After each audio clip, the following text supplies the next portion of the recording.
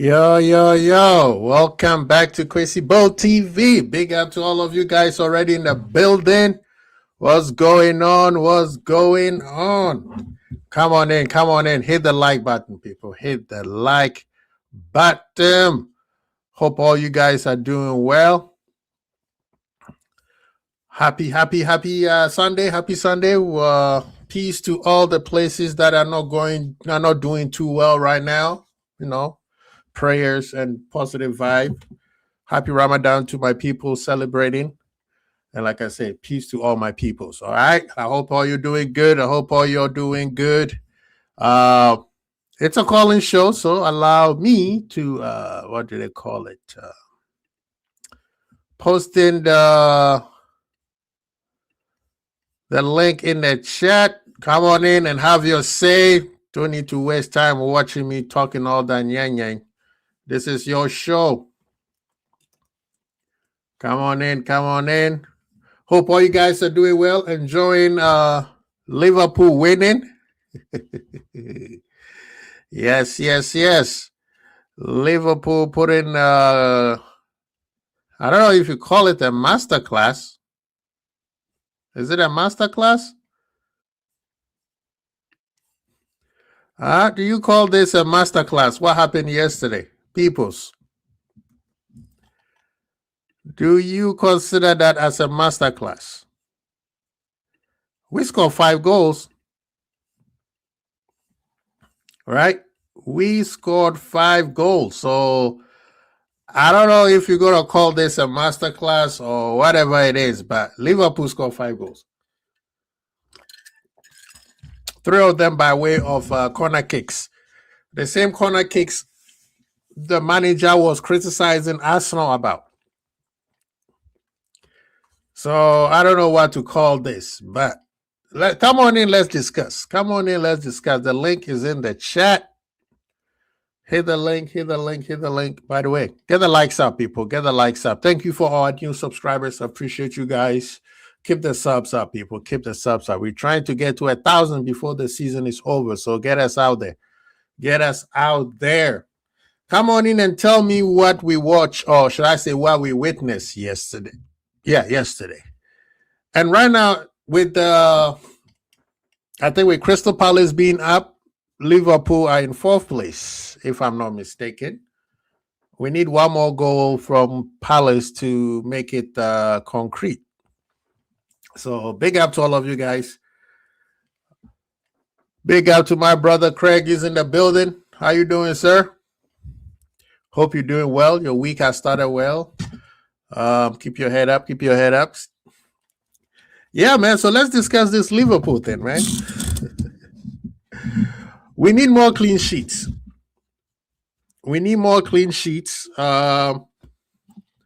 Irishman, my brother is in the building. Well, go on, brother.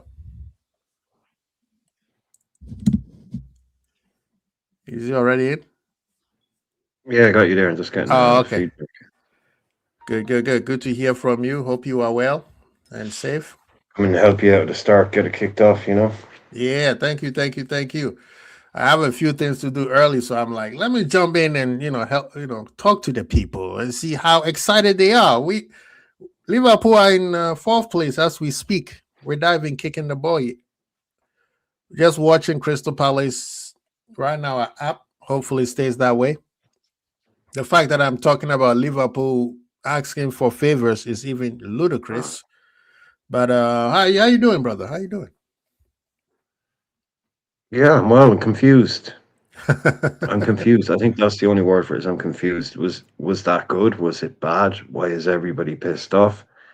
Why do people, what can we take anything from it? Was it just West Ham at home? 2 wins. They've only ever won once in the Premier League at Anfield, and they've only ever won twice at Anfield since 1964. That's crazy. So they're always a guaranteed 3 points at home, almost always. Mm-hmm. So, but they just, this Liverpool team keeps finding ways to be unconvincing, and they scored 5 goals yesterday. and still Yeah. looked. And people say, "Oh, they can't do anything. You're still negative." Like I've always been really positive about this manager, about this team. I know I'm not like an exuberant person, but I'm a very positive person. Um, but this has drained a lot of the confidence out of me and a lot of the positivity out of me. So even Mm, when we were three, they started looking, bits and yeah. pieces. But look, I suppose it's an improvement, of course, isn't it? Hmm. I'm just confused. I'm just confused. I mean, watching the game yesterday, like I told people, I haven't watched Liverpool on the big screen maybe this year twice, right? Twice. Liverpool don't look convincing playing. It's just you just watching the match for results at this point, especially knowing Liverpool who have competed in winning the league after January, maybe after February, form is out of the window. You just want result, result, result. So I have come to terms that performance it's out of the window now. I'm not going to watch for aesthetics. Aesthetics is gone. But once in a while, you look at a few things and you say, "Come on, we need to do better here, or we're doing better here." Like keeping a clean sheet. We don't need to have a great be on what gear 3 to have a clean sheet. You know what I'm saying? Like yesterday, why are we 3 goals up and then we give them we fall asleep and they score a goal, and then we go 4-1 and then we fall asleep again and they score another goal. It's like that part. I'm sorry, you don't need to have a performance to keep a clean sheet. Do I make? Am I making sense, or you think I'm just waffling? It always, it's one's managers like to use um, start of the season, right? Mm-hmm. Season's just kicked off. Managers say, "Hey, look, come on, season's just kicked off. It's not about performances now. Yeah, It's about getting points on the board because yeah, it's the first couple of games of the season." And then it'll get to around sort of Christmas, and they'll be like, "Hey, there's games coming thick and fast. It's not about performances. It's all about results." And right, then at the end of the season, it'll be like, there's only 8 or 9 games left. It's not about performances. It's about results. Is it ever yeah. about performances? Like, you know, um, you just kind of hope to get both. You just hope to be able to get both. Mm-hmm. But like I said, man, I don't think I've ever seen us beat 5-2 and still be sitting there after the game going, yeah, I wasn't convinced there, man.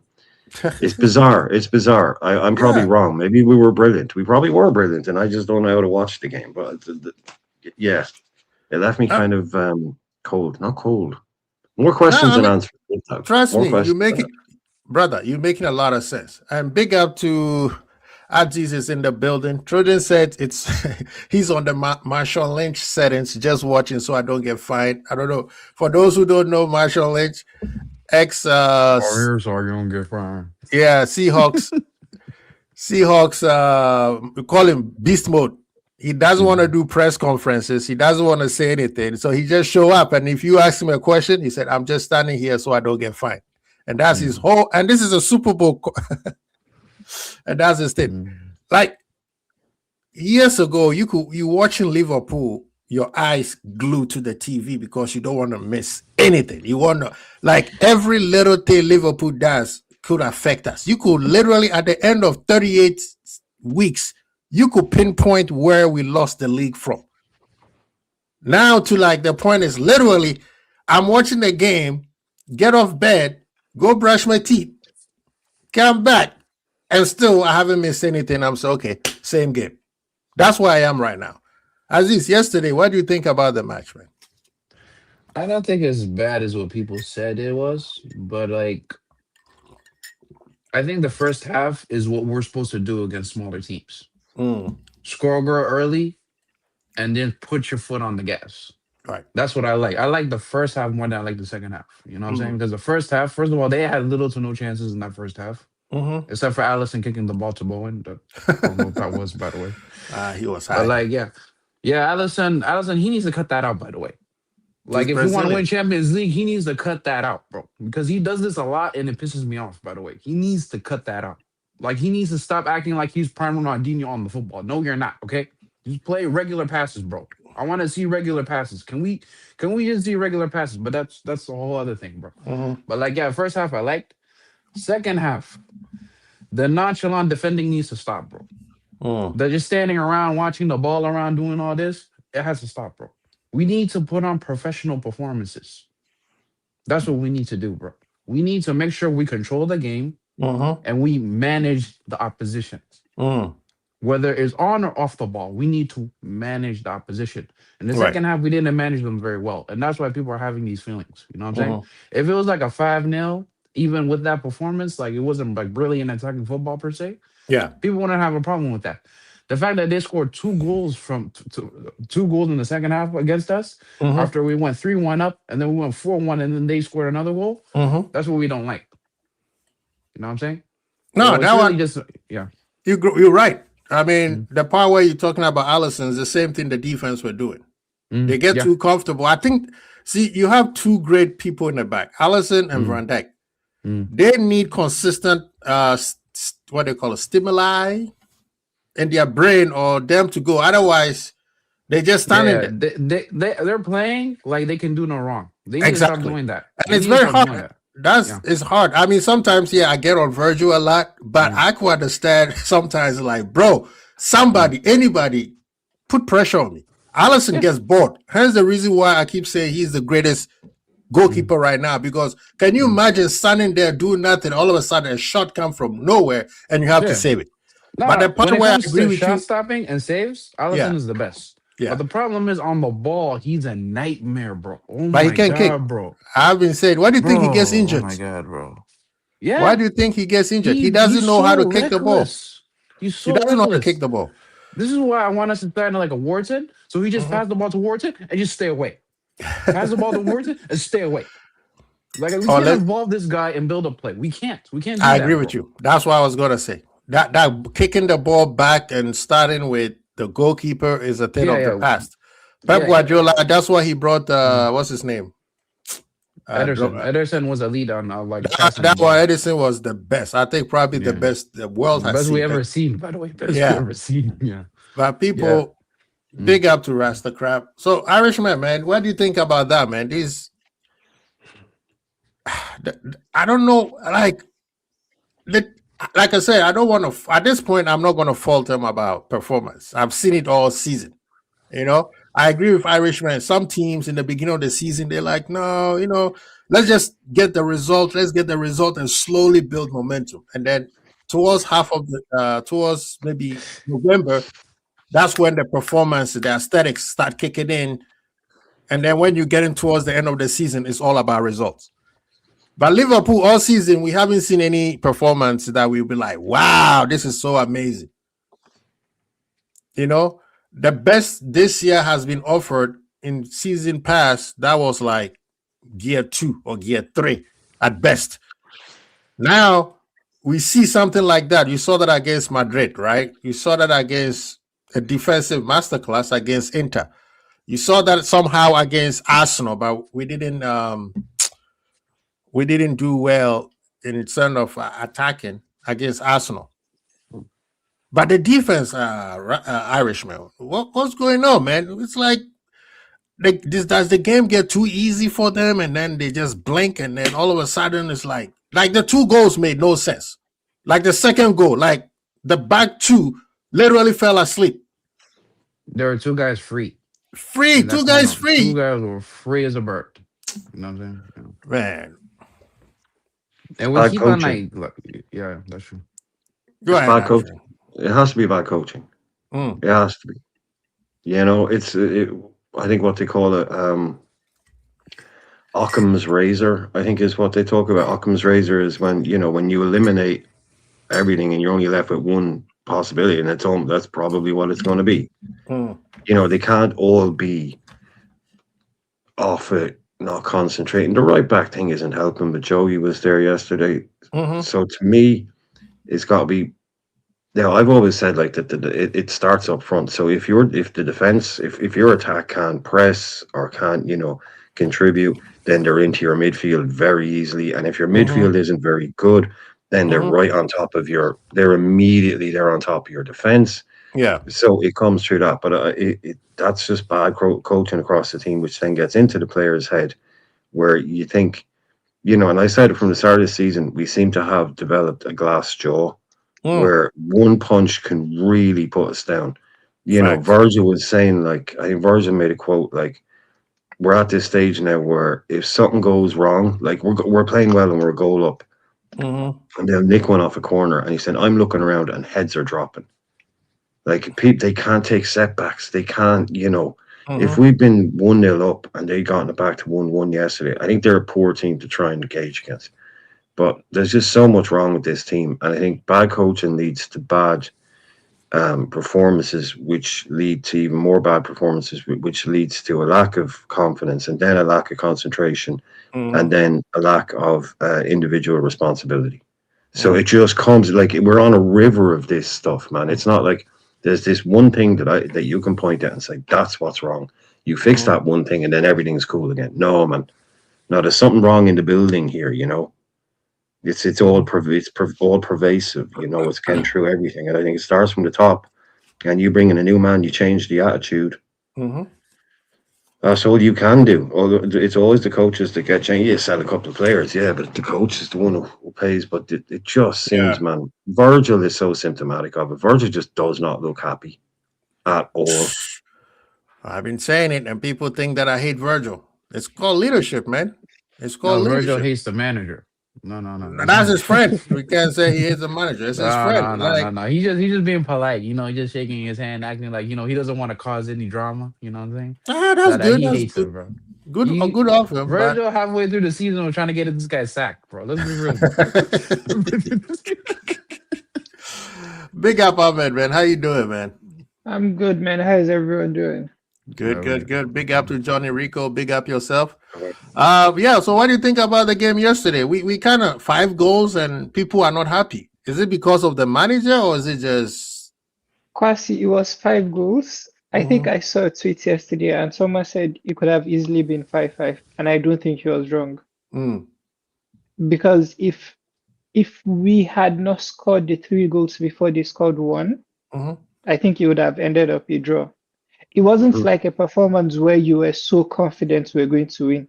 We were scoring, but we still felt it could go either way still. But then again, you still can't fault them because they are putting their heads down and grinding out results now. And I think, Kwasi, you and I had said this, saying the players would squeeze a win out of the season, which is why we said we still can win the Champions League, because they're going to drop what the manager is saying and actually do things for themselves. Because at the end of the day, if the manager leaves at the end of the season, it would be Salah's reputation going down the drain. It would be Van Dijk's reputation going down the drain.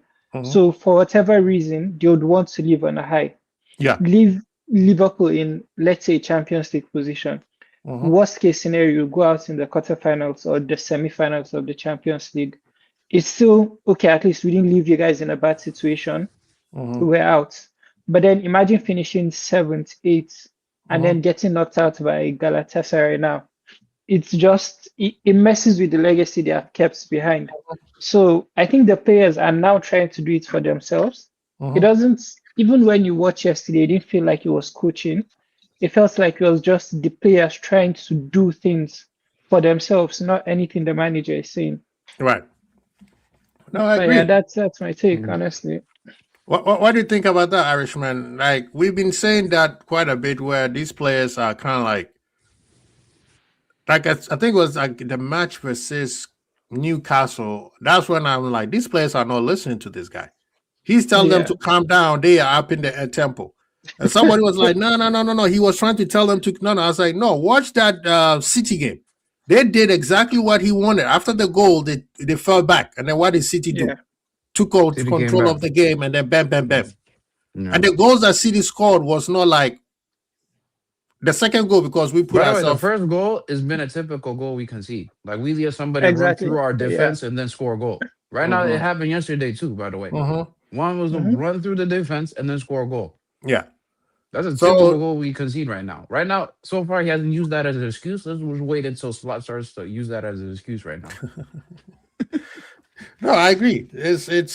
I don't know, man. I think at this point the players have checked out, and I agree with Ahmed. The point that you make it is they have put themselves in a position where they could fight for something for their reputation.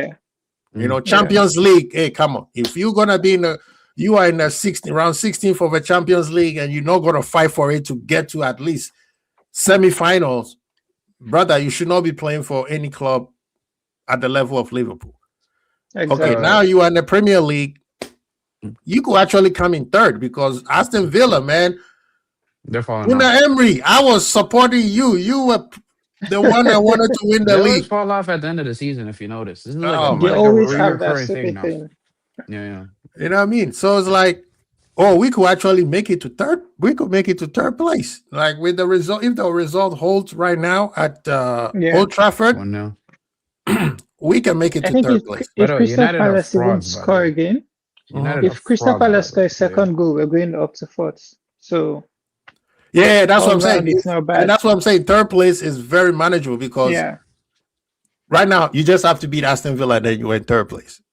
exactly. Yeah, but right now we just need to win our games one by one. You know what I'm saying? We got those Wolves games we can win. We'll be like on a 4-game winning streak, and then we can have some momentum. Don't sleep on Wolves, man. You got back-to-back matches with Wolves. Are I you know gonna beat them it's not twice? gonna be easy game, bro. It's not gonna be easy game, bro. But like I like the lineup we started with yesterday. If we put up that same lineup, I think we can do some damage. Like Yeah. Joey has to play for me, and then the back four as it is, and keep the midfield as it is, and let's just keep it so we can be consistent. You know what I'm saying? Just to have a consistent lineup so they can, you know, it's like we can just continue picking up wins. You know what I mean?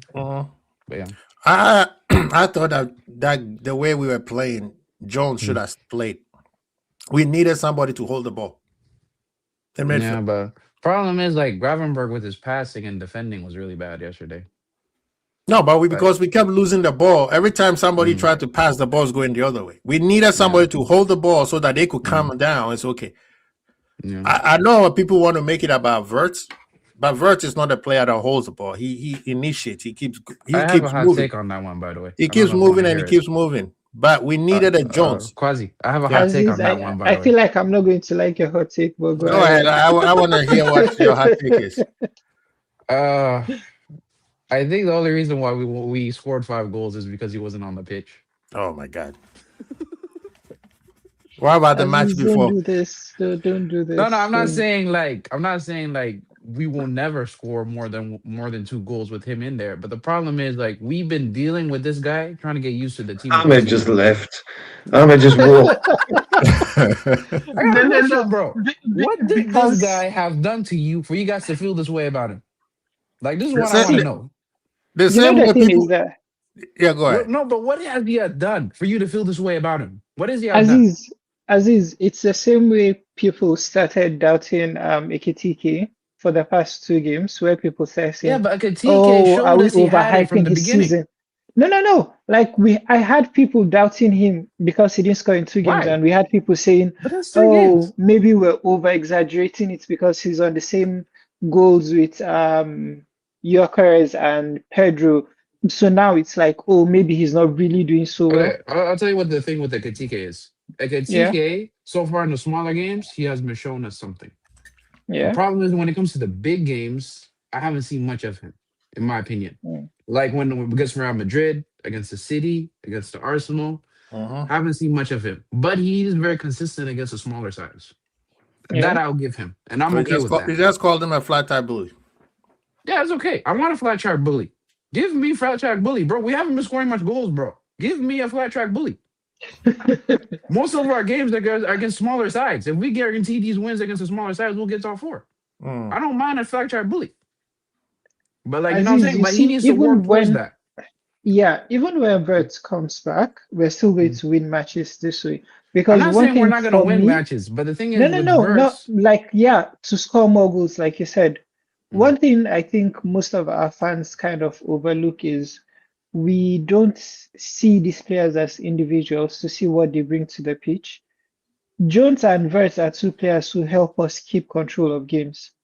Maybe but the because thing of is, the we haven't been coaching, we controlling don't games really like see that, them. bro. Yeah, but But that's like what I'm Ahmed, saying. but we Like haven't been because controlling. of the coaching, because of the way agree. we have been coached this season, where we score in games and we're leading and it's almost, oh, don't go forward, just hold back. And then we invite so much pressure on us, which is why you don't see it.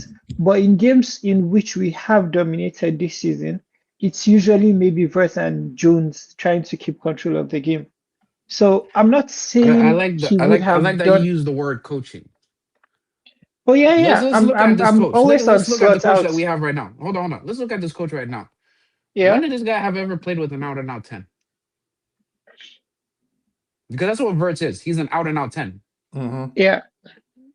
Hold on. When did we have ever played with an out and out 10? Since Coutinho, I guess. Okay, how long that it was? How long that was? Yeah, no, but that's the thing. Okay, That's hold why on, you can't. hold on, brother. Yeah. Hold on. I'm still Yeah. clicking here. Okay. People said at the beginning of the season we changed the way we play. Why do you think that is? Because we had a 10. Now we're playing with the thing that we're not used to be playing with. And it would take time, which is why I'm saying. So we had to adapt to Verts, and Verts had to adapt to us. But we're making the same points as is. Hold on. That's why we had the start that we had this season. Because we had to change the way we play to acclimatize to this one player. No. That's the part where I keep saying that. I'm not saying it's the main reason, by the way. I'm not saying that's the main reason. There's many reasons why we're bad, by the way. Yeah, it but can't be this bad for one reason only. I'm with Irishman, by the way. Irishman said there's multiple reasons why we're bad. Yeah. This is one of those reasons, by the way. This is one of those reasons. The reason why we are bad is because the manager did not prepare us properly. He tried to do plug and play. Oh, Yeah. I don't have Nunes anymore. I don't have, God bless his soul, Jota anymore. But I have these great players that I'm bringing in, and I'm just going to have them play the same way. Jurgen Klopp used to do the same thing. He did that to Gakpo, that he had to apologize because Gakpo is good enough. So I lost a midfielder that he should have bought, but he decided to put Gakpo in midfield, and then Gakpo was trash. And then everybody's like, why do we buy this guy? And then later on, we're like, oh, he's better on the left wing instead of put him in the middle or put him in up top. The problem. Actually, you made my point. You made my point right now. We bought a player that we don't necessarily needed in this team. No, we need them. No, we did not need it. We No. Hold on. I know why he's saying that, but I'm going to shut it down right now. Go ahead. No. Hold on. Because what we lost was Trent. Verts and Trent don't provide the same things. Verts and Trent are two different players. Trent helps us create and build up from deep. That's what we needed. And we were going to buy that player anyway in last summer when we were trying to buy Zubimendi. We needed a 6 more than we needed a 10. Aziz, can I tell you something crazy? I think even if Trent had stayed, we still would have gotten Vert. No, that's fine. But like we needed Trent. So we need Trent. Yeah. But that's the point I'm making. It has nothing to do. It's at this point with the way football evolves and how Aziz, stop. You know better. You know football. You know better. Your boy is old. No. Stop it. Let me finish. Your boy Salah is old. We can't play the ball through Salah anymore. Let me finish. We don't need to play the way Salah is playing. Salah is going to move on. God, let me finish. Okay, go ahead. Stop. We need to stop this thing of thinking that we can play the same way we've been playing since Jurgen Klopp was there, because last year we won the league. This year the guy can't even dribble one person. He couldn't even dribble. Let me finish. Let me finish. I'm not saying the way we played with Klopp, the way we played last season. We wanted to continue what we were doing last season and bring it on to this season so we can compete for the league again. Brother, last season it worked. This season it's not working. So let me finish. The manager had to change, basically had to piss off his best player to change the way we play. That should tell you something, that they brought Vert, they brought Etkite, they brought Isak to change the way we play. Yeah. The problem is the manager. It's not because they work out. Because the manager thought that he was so a genius that he could play two outside forwards with two. But that was never his system. That's the thing. That was never his system, brother. But that was never his system. You understand, brother? Salah is done, and I'll be so happy when he moves on. So Salah is done. I'll be so happy when he moves on and go retire and enjoy the spoil. We can't hear you, Carl. Enjoy his spoiled. Blaming Salah's deficiencies on Vert, it's asinine to anybody. Dude, brother, I'm not blaming Salah's deficiency on Vert. I'm blaming on the way we play. The way we Because play never played and with the 10, and now we're trying to bring in this 10. We're forcing square pegs and round holes. Last season we didn't play with the 10. Zubazai last okay, season but wasn't last playing as season an is out not and out this 10. season. But Last like season, Zubazai last season, last season. Zubazai last last season season, wasn't playing as an out and out 10. He was last season helping out price of defensively tea. and Last he was season price of Guys, tea. guys, Last season price guys. of tea is not the same price of tea today. So we need to move Yeah. on. So we needed So to build on last season. yes, Kwasi, Aziz, just 1 second, yeah. So I saw a stat yesterday where before I even say the stat, yeah, we all agree Ekitike has been good this season, yeah. Yeah. mhm. He still hasn't gotten to the goals Nunes had at Nunes this was, time yeah. last season. Mhm. Now you're not going to sit here and tell me, oh, would have been better off with Nunes in this team right now. I don't think I don't think anybody's going to say that. So coming Yes. to say, oh, Vert hasn't done anything, I it am would take saying him it. time I to am adapt. saying it. That Carl's would coming here have for been better chaos. off with Nunes. I am saying it. I'll tell you why. Carl's I'll here tell for you why. chaos, bro. I'll tell you why. I'll tell you Yeah. why. Yeah. We will be better defensively. Because why? Nunes can actually do the pressing thing. The only reason that Nunes is not in this team is because he can't score like Ekitike. That's why we bought him for. And that's We why didn't buy bought him Nunes for. to play defense. Exactly. No. Oh, what I are you agree. talking about? No. I agree with you. We didn't brought him to play defense, but also you don't only play the game by scoring. You also play the Yeah, game. but by that's taking where the ball manager. at that Carl, spot. Carl, No, that's what one thing This that is we where all you agree with. listen. No. Listen. This is the part where you guys, come on. We're talking about No, football. but here. you didn't We let me can't be finish my bantering. point. You didn't let me finish my point. I'll finish it and I'll let you go. The biggest thing with Nunes was to do is press it up front. When he was pressing up front and winning the ball at that part of the field, we needed him to score and finish, and he can't do that. That's why we brought Ekitike. I agree with you. I completely agree with you that we brought him to fit, and he's a striker. He needs to finish. But the thing is, of how we play is by winning the ball way up front. Okay, And, we and need it- to. and Okay, that's not now defense. this is a power. This is a power. I don't want to mention names, but y'all need to move on from the way Liverpool used to play and the Liverpool way. And bro, football is not linear. It evolves as it go. But Ekitike, that part of his game is not there yet. It doesn't matter. Carl, We knew it. Carl, Wait, guys. Let me finish. It's One at a bad. time. One at a time. Amen. Let me finish. Yeah. We knew that it wasn't there when we went and spent 75 million on it. We acting like Liverpool don't have scouts to scout those players, knowing that this is a style of play. Liverpool decided to change the way they play. That's why they brought Ekitike, and that's why they spent a whole summer plus 125 million to go buy Isak. We were moving on from that style of football. They didn't want to overdo it by doing 3 at the back. That's why they didn't follow Amorim. They went for a manager who could keep the 4 at the back. Salah, the players like Salah and Mane and Messi, those outside forwards, they are the thing of the past. You're not going to find them anywhere.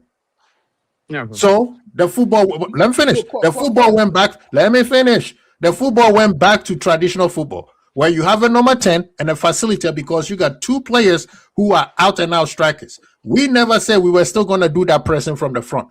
We have a new manager. We were not going to do the gadget pressing. You're not answering his question. Let- You talk about the future. His thing is that he's saying is that we will not be better with Nunes. That's it. He's not Because talking No. that's But- exactly but- my point. You know, wait, let me wait, finish, guys. Let me finish real quick. That's exactly my point. We were not going to be doing that Genga pressing anymore. Yes. Huh? But Okay, it then. is So that we don't need if we have Nunes. that player, But Kwasi, had- no, Carl, just 1 second, yeah. that gig Carl, yeah, but Carl, 1 second. You see when Nunes did the pressing, yeah? Most times the advantage we had was Salah. Because when Nunes does his nonsense, on the days he decides to pass, you have Salah to finish, yeah? So Salah was always there to finish. This season, with how bad Salah has been, even if Nunes was winning the balls, we wouldn't be scoring the goals. That's the point I'm making. Look, I'm not very much disagreeing. I'm saying is that if Nunes is still in this team, again, I think we should move on. He's not here after this. Once we would have still be playing the similar style of football of pressing. And because he's not here, obviously Kroos, this is where Kroos is right. We are moving on from that kind of football. we're moving on with that kind of football. And I also agree with him is that hey, it is maybe time for us to move on with Salah, or even Gakpo, because Gakpo is he hasn't been playing well, and maybe the thing is either he's a squad rotational player or we need to get rid of him and bring new players. Again, those are decisions Edwards and you will Irishman, make. chime in, man. You know, Are United getting a penalty or something like that? Yep. Irishman. What?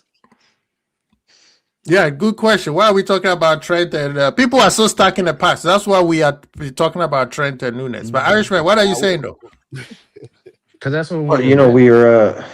I think you just can't really ignore the fact that there's a 140 million pound striker that was supposed to be leading the line for us that we've seen for pretty much in football in terms of about 4.5 minutes. Mhm. So if you want to talk about what this team would look like with, or what this team would look like, blah, I'd say, well, what would it look like with Isak Oh in my it? god, Because he he's here. dived. Oh my god, bro. You know, so what would Ekitike be doing? I think Ekitike has been good. I'd agree with Aziz there. You know, there's been patches, there's been long patches without goals. Mhm. There's been performances where he doesn't show up, but he's still a young player, which is why we had Isak. Isak was supposed to be there. You know, he's the guy that knows the deal. He's the guy that has scored against absolutely everybody, and he's the guy that's going to get you your 2025, and then Ekitike coming along behind, learning the league, learning everything, and getting better and better and better and better as he goes along. But what happened to Isak happened to Isak, and we're now going to pretty much miss him for the whole season. He might, if we're still in Champions League, be able to do something for us there. So that to me is okay. Well, what do we look like? But this manager doesn't want to press. It seems like he doesn't want to press. You have pressing for it. We don't have lunatic pressers. Like if you want to talk about pressing from the front and all that, just talk about Sadio Mane, because Sadio Mane would lead, and he would be devastating at the end of it, right? Yep. So, but Isak isn't going to do that. Wirtz can do it. Isn't going to do it too much. Gakpo isn't really a high pressing player.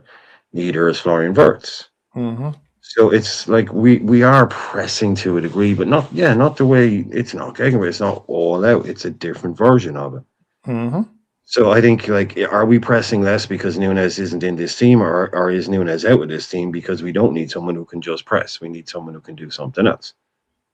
So I would love to have seen what if we had, say, gotten 32 games out of Isak, 32 games, 35 games out of Wirtz, and 28 games out of Ekitike. What would this team look like then? Because this Much is better. not the real deal yet. This is not. How would we even be lining up? How does Salah get in that team? Where does Wirtz play? Where does Ekitike play? Is it a bench job? Ekitike don't look like he's going to be happy to go, oh, Isak's back, main man. Yeah, I'll go to the bench. Don't worry. I'll be cool on the bench. Yeah, I'll come in bits and pieces. He looks like a man that wants to play football. So we could be looking at a completely different thing, but I'm just happy. Look, we've had some awful seasons before, and I'm looking around going, oh my God. A red card? It is bad, and look at the players we have. We don't have players to get us out of this. At least when I look at this team, this is ridiculous. What? I see top class, world class players all around this team. So I don't worry too much about the future when it comes to this. Like when you're looking at previous teams, you're thinking, wow, we need 10 players to change this up. No, I Now agree. I think we're good. We're good. Like at any team with Isak in it, and Wirtz in it, and Ekitike in it, and Kirkes and Szoboszlai is not very far off at all. Not far off at all. Yeah, I agree. Sorry, I Irish, agree. this is ridiculous, man. You Yeah. guys have seen this. You guys They have red seen card this. him, bro. A red card. Like, Bro, you saw the come dive, on. bro. It was so clear, bro. It was he had his hand on the shoulder like this, bro, and then he jumped. This is ridiculous, oh my man. God, bro. I guess we're back. We're back doing this shit again, huh? We're Get back. used to Man it. United and the VAR, bro. Yeah. Get used to it. Like, Let's just hope they can hold on for a unnecessary, draw, bro. extra, Let's just hold on. Let's judicious. just hope they can hold on for a draw, bro. Let's just hope, bro. But yeah, back to what we're talking about. The thing with the Liverpool moving forward. Oh my God, man! Oh, Liverpool moving forward Oh, deserves. I see it again. It's even worse. Can we I'm talk sorry, It's about a what we were talking clear about? It. dive. Sorry, It's Barry. a Carlson is clear. only You should have watching got on yellow there in the carded. corner. You should have got What's yellow that? carded. Oh my god. We Liverpool right now. I think the transition hit us way faster than we anticipated. Yeah. The players that we bought were the right players. That's just that the manager mismanaged them. I That's got the you're making my problem. point for me, bro. You're making my The point for manager me, bro. mismanaged them. Now, what the manager Quincy- should have done, what the manager should have done was make a decision and stick with it instead of trying to please everybody. The one thing that I was trying to say earlier, and everybody keep cutting off, and said one thing that we all agree on is the manager mismanaged. Yeah. That is the thing. The part where he even mismanaged more was thinking that he can do what he did last year when at the end of towards the season, we could see that it wasn't working. People forget that this just started this season. For the people who are anti this manager started this in January. Remember, some of us just joined in recently. Like me, when we played against Man U and we lost. That's when I joined the brigade. Some people started hating on this manager January. Some people even started hating on this manager because we didn't get Amorim and we didn't get Alonso. But yet they were at the parade, jumping up and down, enjoying the parade, right? But we will not talk about them yet. But those people who said, hey, this guy, especially playing PSG, was the most obvious that Liverpool are not at their best right now and things needs to change. So when we decided to buy Isak, bring in Verts and Ekitike, we were like, oh, okay, we're making some changes, bring in Kirkers, bringing in Frimpong. We were like, that was our deficiency last year. But then he goes in and instead of changing, he's trying to play like PSG, but I'm just changing the personnel when the personnel don't fit the way we used to play last season. So why don't you play the players the way they're actually supposed to play? If you're going to play the game, you're going to bring a number 10 and spend 100 million on number 10. That means you telling Salah and Gakpo, you guys are the 10 of the past. From the beginning of the preseason, that should have been made clear to them. But he did not. He just brought them at the beginning of the season. So yeah, let Salah do what Salah does. Gakpo, you do what you do. Isak and what's his name? But Ekitike, Quasi. you guys gonna be playing the same way Nunes was playing or Jota was playing. The midfield, yeah, keep doing what you're doing, and then we got exposed. From day one, he should have made it clear to Salah, my brother, last year was the deal. This is a new deal. You're gonna be playing for this kid. And if Salah don't agree, thank you for what you did for us last year. Move on. That's why Salah, remember, this is the part where people who love Salah keep forgetting. Salah is the one who came out and said, me and the manager made it a deal, and that's why we follow through. And then all of a sudden in December, you telling us that, oh, the manager has a broken relationship. Yeah. But look, Quasi, if that's true, we would have sold Salah and Gakpo. What you're saying was true. But that's I what think- that's what I the think he manager was that's what the forced- mismanagement that's what the Hold on, mismanagement yeah. is. That's Yeah, what I the agree. mismanagement I agree. is. I agree on all of this, by the way. I agree. Mhm. I agree. Part of the, in my opinion, the main reason why we're this bad is because we didn't manage the squad properly. Mhm. That's been the main reason, in my opinion, right? Drastic change of system is reason number 2 for me. Because when you bring in a 10 and we're not playing the same way we were playing last season, there's gonna be a transition. You know what I'm saying? For me, I wanted us to continue what we did last season, just because I think the only thing that was missing for us was a DM, and we needed a DM for the last 3 years. Even Irishman spoke about it. We have been speaking about it for years. It feels like years, but we have speaking about it for years, bro. We needed a DM. Right now, to this very day, this team is desperate for a DM right now. You know what I'm saying? Because our build-up play is awful, bro. We do 3 passes and give the ball away right away. 3 passes and the ball's gone. 3 passes and the ball's gone. Our build-up play overall and our structure is really, really poor. I know a DM helps, but also that's also from a management because the manager hasn't been coaching these players properly. So it's all a combination of things coming together. It was making us this bad. When you're this bad, it can't just be one thing. It has to be multiple things at the same time that goes wrong. You know what I'm saying? But like, yeah. But Aziz, you see, the thing is, with everything everyone has said, I have agreed, aside the fact of selling Salah and Gakpo.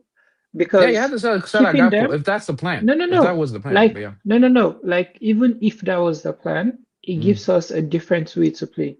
So let's say Ekitike is off form. Instead of playing with 2 strikers, you're now playing with 3 attackers. It gives us room to change the game whichever way we want. Let's say we're playing a game and we notice there's more space on the wing. We'll decide maybe at 60th minute, take off 1 striker, put 2 wingers in, change the way the game flows. The only problem, and just like Kwasi rightfully said, the coach was trying to do too many things at the same time, and it Yeah, I agree. wasn't working, and he kept persisting on it. Injuries also didn't help because we had Maka coming back not fully fit. We Yeah, and he's had been playing him unfit the whole exactly, season. exactly. Now, We that's what people had don't want to talk about because they keep on slandering McAllister. Bro, McAllister wasn't fit the whole season, and he keep playing him. Like, if a player's not exactly, fit, don't play him. That's it, bro. Like, and you know what then I'm saying? It's very simple. we had Jones with his own family issues. Then we had Vert who was struggling to get used to the Premier League, but you had to play him 90 minutes every match. Sometimes you need to go back and like watch, and we're seeing it now with Kirkes. Kirkes has improved recently because he was dropped for a bit to watch Robertson play and watch what he needs to do. It helps you as a player when you watch someone else play your position and you're like, okay. I don't need to run too much. This is the space I can take. But you're playing Vert, he had to fight himself to get into form. And even for Ekitike, when we say he doesn't do good in big matches, is because this is his first year in the Premier he's not League. used to it. If Isak was here, he probably would have been a better player because he'd have someone to look up to. Watch how Isak deals with certain players. But like if you remember Ahmed, Isak, because Yeah. we're not adjusting to his style of play, because we're not playing the ball to him really quickly, we're not creating for him. He was struggling a lot this season too. Oh So, yeah, like, but even if Isak was here, it will still struggle. Yeah. No. But the point I'm making is there are too many things going on at the same time. Yeah, You I had agree, yeah. Salah, even before Isak went out injured, we still had Salah trying to score all the goals. So every time the ball comes into the middle, instead of Isak being the only person there trying to score, Salah is almost coming to clash with him. And they're almost, who's taking the ball? Who is touching the ball? He scored So, the second one. Freaking No, I mean the Aziz, problem with let the money. them be. Yeah, the manager also was playing everybody and was still inverting everybody. And then you have Yeah. Kirkers and the other Frimpong and Gakpo is trying to cut in, Salah is trying to cut in. They're all rushing into the same position where the striker is supposed to be. Vert is also supposed to be there. So Bossala is also bombing full force coming in, and they all were crashing right in the same place. That's the reason why we were always getting hit with the counter attack. Because this already thing we had like 6 people up front, and now there's a counter and no one can do anything about exactly. it. I mean, a lot of people talking about a DM. We needed a specific style of a DM. You can't just bring any DM and think that everything will be fixed. There's a reason why people saying we need Adam. I think we want Adam Morton. That's why a lot of people were saying we need somebody like Adam Morton or Zubimendi, because we needed somebody who not just gonna be, defensively. Yeah, that one you could go get anybody, and Endo would have probably do a better job. But the problem is, you need the way we play. You need somebody to create. Yeah. And we didn't have that. And like I said, the manager, he was way too happy. He was still celebrating from the parade. And he forgot that there was another season coming, and he didn't prepare himself for that. But yeah, going back to yesterday's match, man, Carl, what do you think about the match yesterday? We scored 5 goals, and a lot of people are still not happy. Well, they're not happy. It's because of the manner that we score the goals. But the thing is, man, we play in football. However you score a goal, you score a goal. And if you score it with your bum, you score it with the back of your head, you score a goal. I don't understand it. They said, we didn't have an open play kind of goal. Like, to me, is that it's not consequential. Like, getting a corner is part of the game. So sometimes I don't understand it. Get the scoring on a set piece. It's part of the game. And I think differentiate that from any other goals. It's to me it's redundant. We don't need to talk about it because it's a goal. Like however you score it, it's a goal because we were begging 3 months, 4 months ago. If we were able to score those kind of goals, we would not be in this situation because we're begging, yo. If we could score a goal from a corner, from a set piece, it can give us release. It can release us from that pressure that we are we're going through.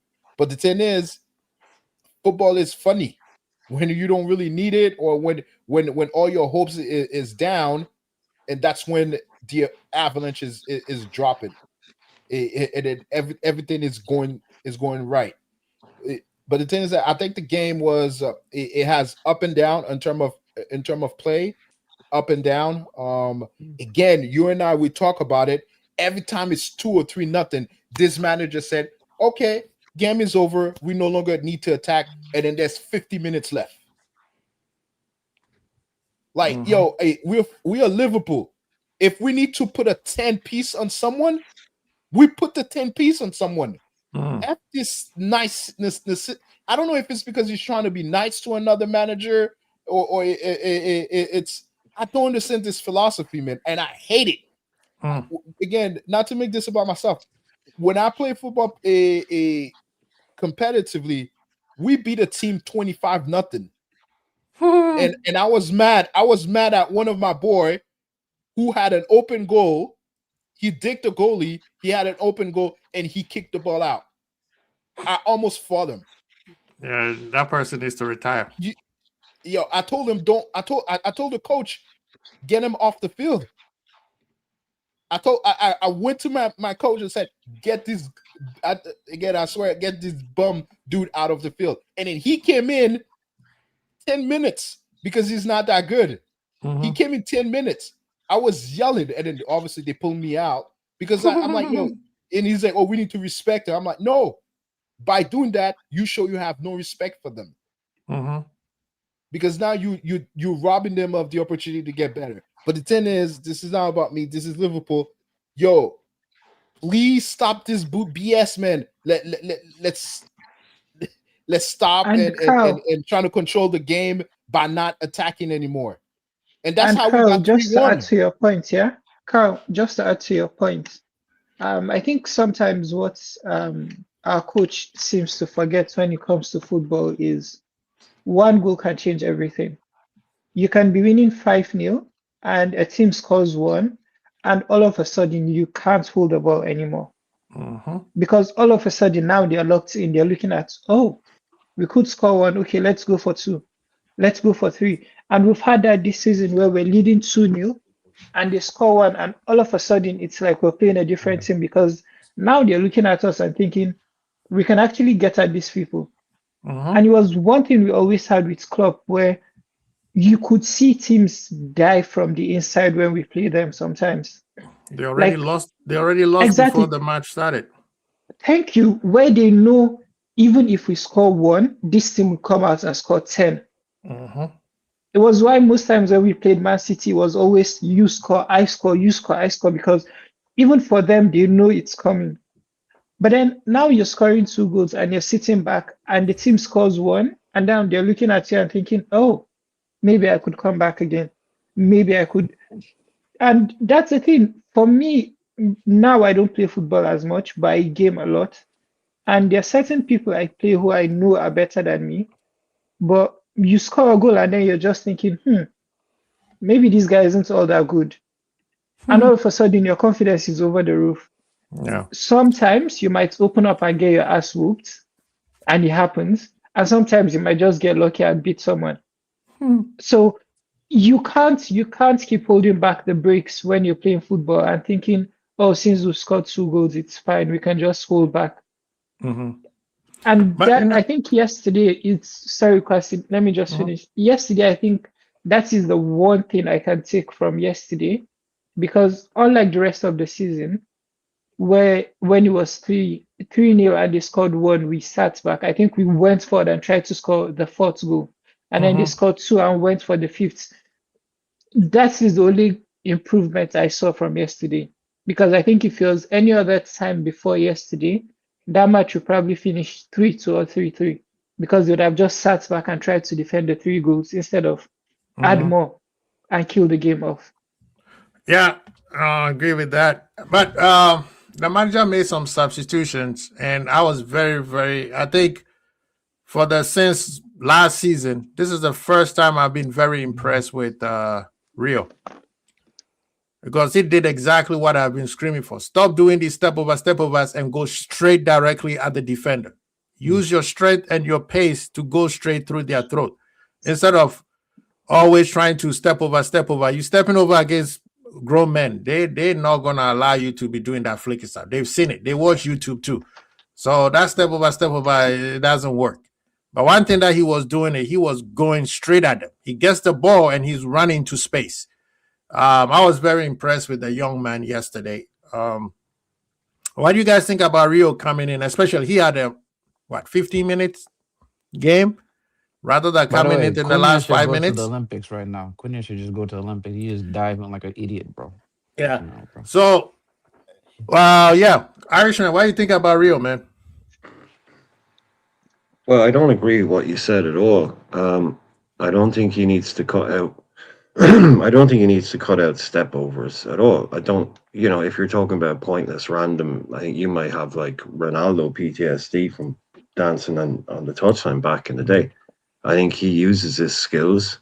I would never like to say to him, there's nothing wrong with doing step overs. There's nothing wrong with he's not doing fancy flicks and tricks that don't come to anything. I've said constantly with Rio, the one thing you always get with this kid is end product. An end product can be as simple as a shot on target that needs to be saved. But the amount of times he does step overs and he gets past the man doing that, you're saying run directly at a defender. Well, if you run straight in a straight line at a defender, he's going to find that a lot easier to defend than a kid that's got agility and balance and is doing. Yeah, he's using step overs or he's using body feints or whatever. That's what the best do. You watch Eden Hazard, you watch these players, man. I wouldn't be trying to knock that out at all.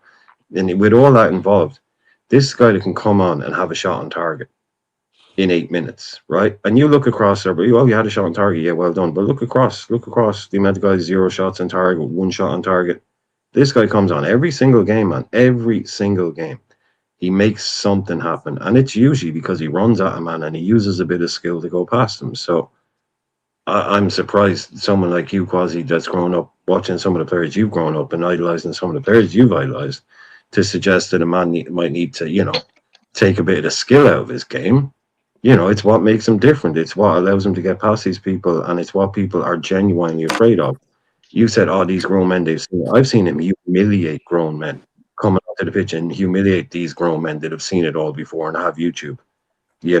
I've seen him do it, man. If you want him to knock out you call them tricks and the flicks to make them sound like they're kind of wasteful, maybe. But I'm talking about the skill, the natural skill and the ability he has to beat a man, either side, unpredictability, all that. You cannot knock that out of a kid, man. And if you said to me, yeah, where does he go with it? Where does he go with it? He came on the other day, he created a goal that was not knocked off. Comes on the other day instantly, within a couple of minutes, he has a shot on target, could have scored yesterday. Why? Because he has skill and he uses it. I don't think he wastes it. I don't think it's flair and he's showing off. I think he has weapons and he's using them, man. So let me debunk what Irishman. The skill that he did at Forest, it wasn't a step over. He just went straight at the defender. Okay, you're gonna debate step over. You're saying No, step over. let me finish. He went straight at the defender, just like I was saying earlier. Go straight at him. Different things. Yeah, he went straight at him, used his strength and his pace to blow past a defender that Mo Salah could not blow past. And then he crossed the ball. Simplistic. Not exactly. But in other opportunities, he's had shots on target because he's used. Okay, if you want to just fixate entirely on the step over, I'm just saying using his skill. Okay, he's used his skill to beat a man and getting a shot on target plenty of times. Just because he did once, yes, yeah, he can do everything. He can go straight at a man. He can use his skill. I wouldn't be criticizing. I think you are basically agreeing with me without saying the word step over. Well, I don't know why you say he needs to stop with the step over. I think he needs to because and I'll tell you why. I'll tell you why. When you do it, it's not skill. Step over is not skill, because when you're doing step over, the defenders are not sitting there watching you. The defenders are also falling back. They get it back in shape. Rather than using his strength is not the step overs. His strength is his speed, his agility, and his strength. I mean, his physicality strength. That's what we love about him, not his step over. Yes, he has an end product. You like MC Hammer, innit, Cozzy? Yeah. Like MC Hammer back in the day. He is very creative, by the way. I Remember that pass he did against Burnley? That pass he did to Frimpong, like that cross? That was very good there. Exactly. That's what I'm saying. Keep the game simple. You don't need... Real quick. Irishman Kwasi has PTSD from Gakpo. No, I just want to chip it. I think Gakpo has bloody vision. Exactly. Gakpo was doing the same thing. It wasn't dancing, and then he cuts into he does the same thing. Real quick, Carl. The thing that I'm saying, let me finish. What I'm saying is, keep him. What we love about this kid is when he does everything simple. Everything that Irishman said about his end product and whatever was him coming off the bench and keeping the game very, very simple. This thing of fancy things, that's why the manager is not playing him, because he's playing like a child. Yeah, because you know why, bro? Because the step overs is him getting the ball for more than 2 seconds to get into the game. He does the step overs to bring time for him to have the ball. That's all. Because every time when we played when we were young, we used to do step overs when we used to get into a new team and new whatever. It was always, I want to keep the ball because I ain't had the ball in the game. So I'm going to do a few step overs. But that'll come out of his game. He'll do it now and again. But that's just for him to get into the game. To have a ball longer than 2 seconds and stuff. So I've got no problem with Rio. I think his energy is top. You watch that cross, what he did against Forest, where the goal was... It was simple, right? He blew past the player. Nice. Yeah, it was simple. Blow past the player and cross the board. Simple. Keep it simple. That's why you play. You keep doing this left. If doing one step over, if doing one little whatever body feint, whatever it is, gets you past that player, and then ping, you get that crossing. There's nothing wrong with that. No, I'm not. But that's not what I'm debating on. I'm debating the part of. If you're saying he's out there dancing on the touchline and doing nothing and just doing flicks and tricks and step overs and nothing happens at the end of it, I have not ever seen Rio go out on a pitch. But that's my whole point, Irishman. What I'm saying is, he doesn't do that. I've never once seen him do that. That's what I'm saying. Those childish style of the game that are over expressing yourself. You mean? So you're saying that thing he doesn't do is something he shouldn't do. What I'm saying, when he plays the game simple, he does simple stuff and very effective stuff. Like Forrest, when he came on, let Rio be real. Let him live. Let Rio be real. Okay, let me finish. Irish and Quasi, I think both of you are saying the same thing. Both of you are saying the same thing, but the thing is that I think what Quasi is saying is that he needs to simplify in his game, because sometimes he doubles back by accident, because he keeps trying to trick it, but he passed the player, and then because he's so focused on his trick or he didn't see it or he's not paying attention enough, he does another trick, and then that negates the end product that could have happened. I don't think he's saying, yo, don't do tricks and try to get past a player, but he's saying, look, you've done it, like you've crossed him up already. Go now. Go now. You don't need to bring him back into the play anymore. And I think Rio at times does that. We have seen it. He done that. But again, that's just youth. That's just youth. And that's what I'm saying. Thank you. That's what I'm saying. He would need to know. I don't think both of you are disagreeing. No, that's what I'm saying. That's why I'm wondering why Irishman thinking I'm saying he needs. No, the game is Ronaldo became better when they took that away from him. When he came to, I know Quasi. What I'm saying to you is, you look back at Ronaldo when he came in. He would literally stop it on the touchline and just go into circus tricks mode for no reason whatsoever. I've never seen Rio. Rio doesn't just stand there and just do crazy pointless tricks and say, "See that?" So I Irishman. mean, I think you might I be know what you're overemphasizing saying, the fact but Carl simplify He needs to what exactly simplify what his I'm game. saying. Like he has already sometimes, simplified his game. That's yeah, why he's that's what in I'm this saying. team. No, If but you what think I'm he's saying is, tricky now, imagine what he'd look like on the street playing with his mates. He'd be doing I all this hope stuff. not. He I is hope. simplifying. But now you play. The game has changed. This is the thing. We're not gonna find another Ronaldinho or Neymar, right? A lot of people didn't like Rio's the way another Salah Neymar, played. brother. A lot of people Rio's a didn't like the Neymar, way. man. A What lot you of talking people about? didn't like the way Salah played because Salah was straight to the point, and they were like, "Oh, he's so bored." No, give me the ball, put a space in front of me and the defender, and let me go. That's what I'm saying. Just sometimes you need to just keep the game simple. The goal that everybody celebrate against Newcastle, it was nothing fancy. It was just straight calming down and putting the ball in the back of the net. There was Yeah, well, he nothing was hardly super. going to start doing step overs when he got No, the ball. I'm not against talking Newcastle. about that. Come There's on. a reason why. It was a but you- first time finish. Irishman, Ask him to put it away. He Irishman, put it away. Irishman, listen to what I'm saying. You are going. Right. You are not listening to me to understand. You just listen to me to disagree with me.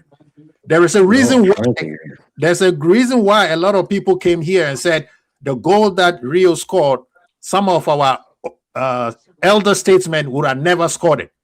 There's a reason why they say that because they know some of our players would have trying to do something fancy instead of just placing the ball into the back of the net. And that's exactly what I'm saying. He did it simple. He didn't need to do anything. He just passed the ball in the back of the net. Rio is a special talent, yes. However, there are certain things that he needs to. What was the saying? When you are good enough, you are old enough. You need to play the game according to where you are right now. You're not playing with the under 21s. You're not playing with the under 17s. Yeah, but you know what it is, bro? He hasn't had enough game minutes for me to say anything about that. Because But, for me, bro, brother- That's true, even by if the way. you go That to is a new true. job, But Jay a came few in. times Jay, you go to Jay, work, it's a bit- Jay, you're a you bit talking closer, like you know what I mean? you talking like he doesn't practice with the team and the whole week. No. But bro, playing it with the boys on the training ground and playing in front of 60,000 is totally different, bro. It's the energy is different, everything's different. But for me, bro, the way he's coming into the game, what I've noticed is this: in the last 2 games he's played or 3, he looks like a different player to the one we had a couple of months ago. Yeah. Stop doing them little hops and jumps and stuff. Why? Because it takes time, bro. I'm not expecting him to do a Messi every game and score 2-3 goals now. I'm not talking It's about for goals. me, I'm the way wondering, he's like, developing. with me, I like what The way Irishman he's said. His developing- end product. His end product is more important to me than coming in and doing all that stuff. His end product is something that we don't have in the squad right now. And that's between the best we have to the worst we have. The end But we're product that not Rio relying has, on getting that from Rio right now. We're not relying which we on getting should, that from Rio. which we But should. why? We should. His end product is what we No, but he need needs right now. development. But What's he that? needs development. But he's not a starting player for us. He comes in the second His half, development does his is thing. coming to the game. Yeah. He needs to play games Exactly. to get his Yeah. development. That's where Yes. Yeah, we that's just the need to stage give he's him at more right minutes. now. That's all. That's the goal of us for doing this season. We need to give him more minutes for him to get used to the team, get used to the league, and develop as a player. So now, Like- good question. Carl, answer this. Everybody say give him good minutes. Whose minute is he taking? I just taking Obviously, minutes from the second everybody's half. Gakpo. Huh? But look, everybody's saying Gakpo, but to me, it should be Salah. To me, everybody's It could saying be any Elaborate. one Gakpo, of but to them. me, it should It's be fine, Salah. bro. It Elaborate. could be any one of them. No, pause. Go deeper. Don't just say Salah. Explain why. Well, what's happening to us is that defense have been able to overload us, especially on Salah's side by doubling him and tripling him, and then and doing the same thing to when the ball is on Gakpo. But I think that with a player like him who has the speed and just like Iris said, he has a tremendous amount of technical ability. What would it do is that it would allow now defense to back off of it a little bit, back off on how we play tactically, and then that will allow him to do some of the things that we've enjoyed him do the last 2 games, and open up and create more end product for the team. Again, I think that this team is not crossing the ball enough for Ekitike, even though Ekitike is not that great at it. But I think that's part of the team that needs to get better. Just like you just saw, Aziz, how Menu just scored that header with Seshko. Yeah. we need to do a little bit of that more, and you don't see that. Yeah, in, but we have no headers, bro. We have no headers. no, because if we you don't used to- cross we enough, they- used to be able to Four Wait, headers wait, in the wait, last wait, 3 wait, years. wait. I'm not gonna allow that. We keep saying that like, we we need don't to know how to wait, play the ball. Aziz, wait. We need to stick to one point. You changing the subject. We just said the kid needs more playing time to enhance his there's more game. playing time. Yeah, but I'm yet just you talking about saying the that we heading need part. we don't have more head. We don't do well with headers. How are you gonna get headers Yeah. if you're not crossing? And you don't have a team that No, is but, like, crossing. even if we do cross, who's on? First of all, we do. He's just injured. We do. Who? He's just injured right now. No. Wait. No. No. He's really I'm good at not it. gonna allow. I'm not gonna allow people Okay, to I'm not gonna say he's world class at it. I'm not gonna say wait. that's his specialty. Wait a minute, people. If we are not giving somebody enough time to play, and he can't stop the nonsense that I'm talking about, he needs to stop because he needs more game time. And then when we say, okay, we need to create more crosses for people to head the we ball, need to and then play you more saying ball we to don't feet. have headers. That's How are you where gonna? that's at. No, wait. How are you gonna have headers when you don't cross the ball? If you don't Nah, practice, but like we're not good at it anyway. We're not. how good do you at know it we are anyway. not good at it? Well, I've seen only one Because header I've per seen game. multiple We never corners, seen- we have multiple never done it. crosses that didn't go through. I've seen multiple Corners. You cannot add corners of. It's different. That's Yeah, different. and You're not crosses gonna too, add like corners. that Katike No, one. no. Katike, We're that not. was his fourth header that he You don't missed play. this season. Are you telling me the that you four play games in a 90 row. minutes? No. You're not Yo, gonna. Aziz, I know what you're doing. watch No. football. It's easier to defend a corner than to defend a moving No. It's target. also crosses too. Katike Carl, missed four headers. don't in fall four for his games in a tricks. row. Don't fall for his tricks. He's changing the subject. How you don't play 90 minutes of corner kicks?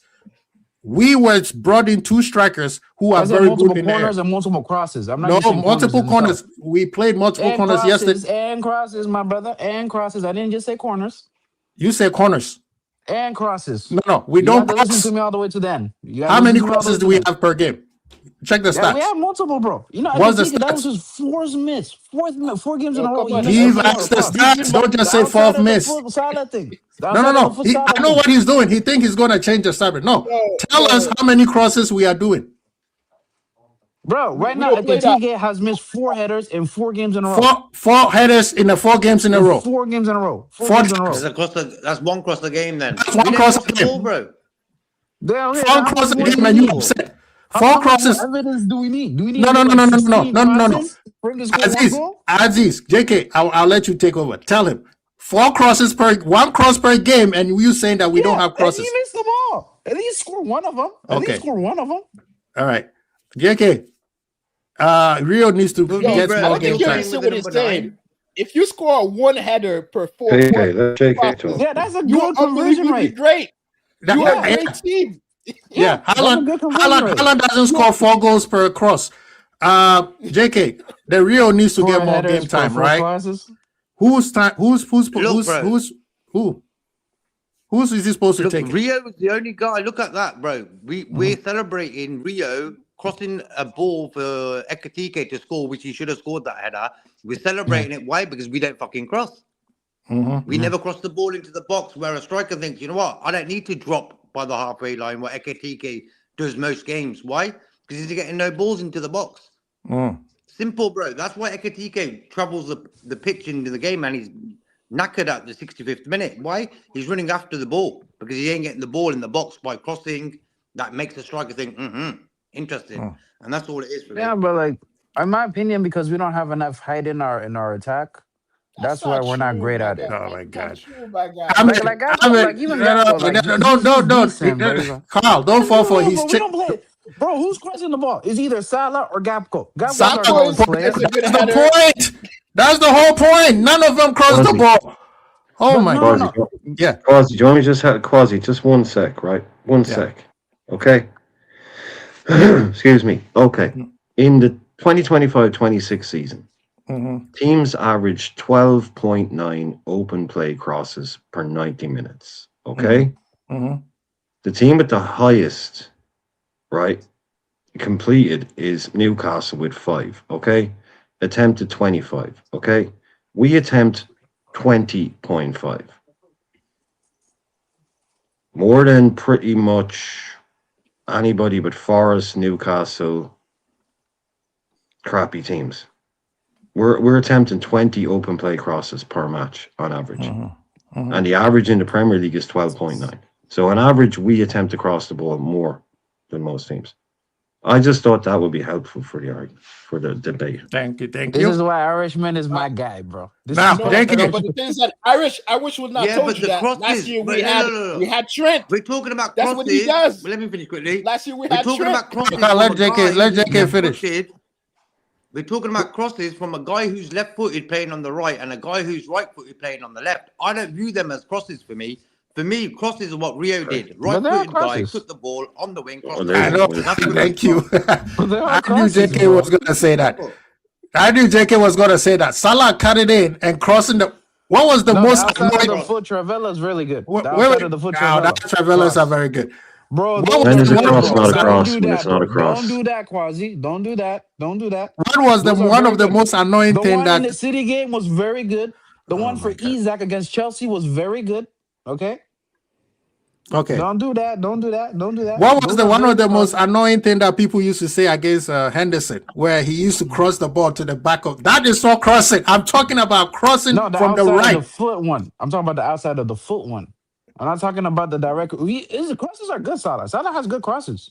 Nobody says Salah don't have good crosses. We say he's not Yeah. crossing the ball to the striker. He's just lumping it in between. Oh my God, Ahmed. Yeah, My and so it question can be a was. good My header. question was. My question was. The kid, right? He Yeah. came on and he crossed the ball and he By the did way, Trey not also just played yesterday, yesterday. I not don't know just if you guys yesterday's noticed. match. I'm talking about Forest match, right? We all agree that he needs more time. That's what everybody agrees. Even with Yeah. my criticism of certain things that he does that I'm saying he needs to knock it out, but he needs more time. Whose time is he getting? He has to get Cody's time because I see people trying to say, "Oh, he scored yesterday. It was deflected." I think if he wasn't deflected, he wouldn't have scored. Yeah, he Now, celebrated like with Kaka. You know what I'm saying? exactly, and you see the whole Mhm. argument about crossing and all that. It's when you start crossing that the forwards would have to adjust. They have to now improve what they do with that. When before Trent got into our team, we relied mostly on our midfield getting the ball to attack. It was mostly Coutinho getting the ball to our attackers to know what to do. When Trent got into our team with Robertson, when they started whipping in crosses from every angle, Salah and Mane decided, you know what, we're ready to run at every time. Once these two hold the ball, move. They will find us, so move. You're saying Ekitike hasn't scored in 4 games or whatever it is. He has played, how many matches have we played? When was the last time anyone crossed for him? And all of a sudden your crossing is like, wait, what? No, like that's not a strong suit. That's not like No, you no, know what I'm no. saying? But the point I'm making is you're not like if used you to want to continue something. to When score, it you gotta play the ball happens, to feet. yeah. But when it happens, it's almost a shock to him because he's not expecting it. We've played Yeah, all man, through the man. season with the ball on the ground. All of a sudden, you're crossing the ball for me when I'm expecting it on the ground. I'm not ready. And then True. you're saying it's like yesterday. Exactly. And then yesterday, we played what, 60, 70 minutes with Cody, who wasn't crossing the ball. You brought Trio in 10 minutes and he's crossing. How am I supposed to be prepared for that? When for 90 minutes or 70 minutes I've been on the pitch and no one has crossed. If you have someone who consistently crosses and then he misses the chance consistently, then you can get angry. We got No, I'm angry not with angry. I'm just Nunes saying like that's because, not a strong suit. I'm just oh saying yeah, like Ekitike, but that's not a we don't specialty. know yet. We don't know yet because he hasn't been given the opportunities to do that consistently. Cross for him consistently, then would complain. When Nunes came to this team, I was a very big Nunes fan. I flipped on him when he started getting a lot of chances and missing. When he wasn't getting chances created for him, I had no problem with him. It was more of, you know what, you don't get enough chances, so I'm not mad. But if we go through a game where Rio plays a game, 10 crosses in, and he misses all 10 chances, then we can come back and say, not his strong suits, or he doesn't know how to. But for now, you can't judge him based on that. A good point. I agree with what Ahmed is saying. The thing is, I think some of you guys don't know what a cross is. I only think a cross is not just somebody cutting it and just lumping the ball into the middle of the box. That's like the same thing. Then yes, Aziz, you are right. Corner kicks, every corner kick, we should be winning it.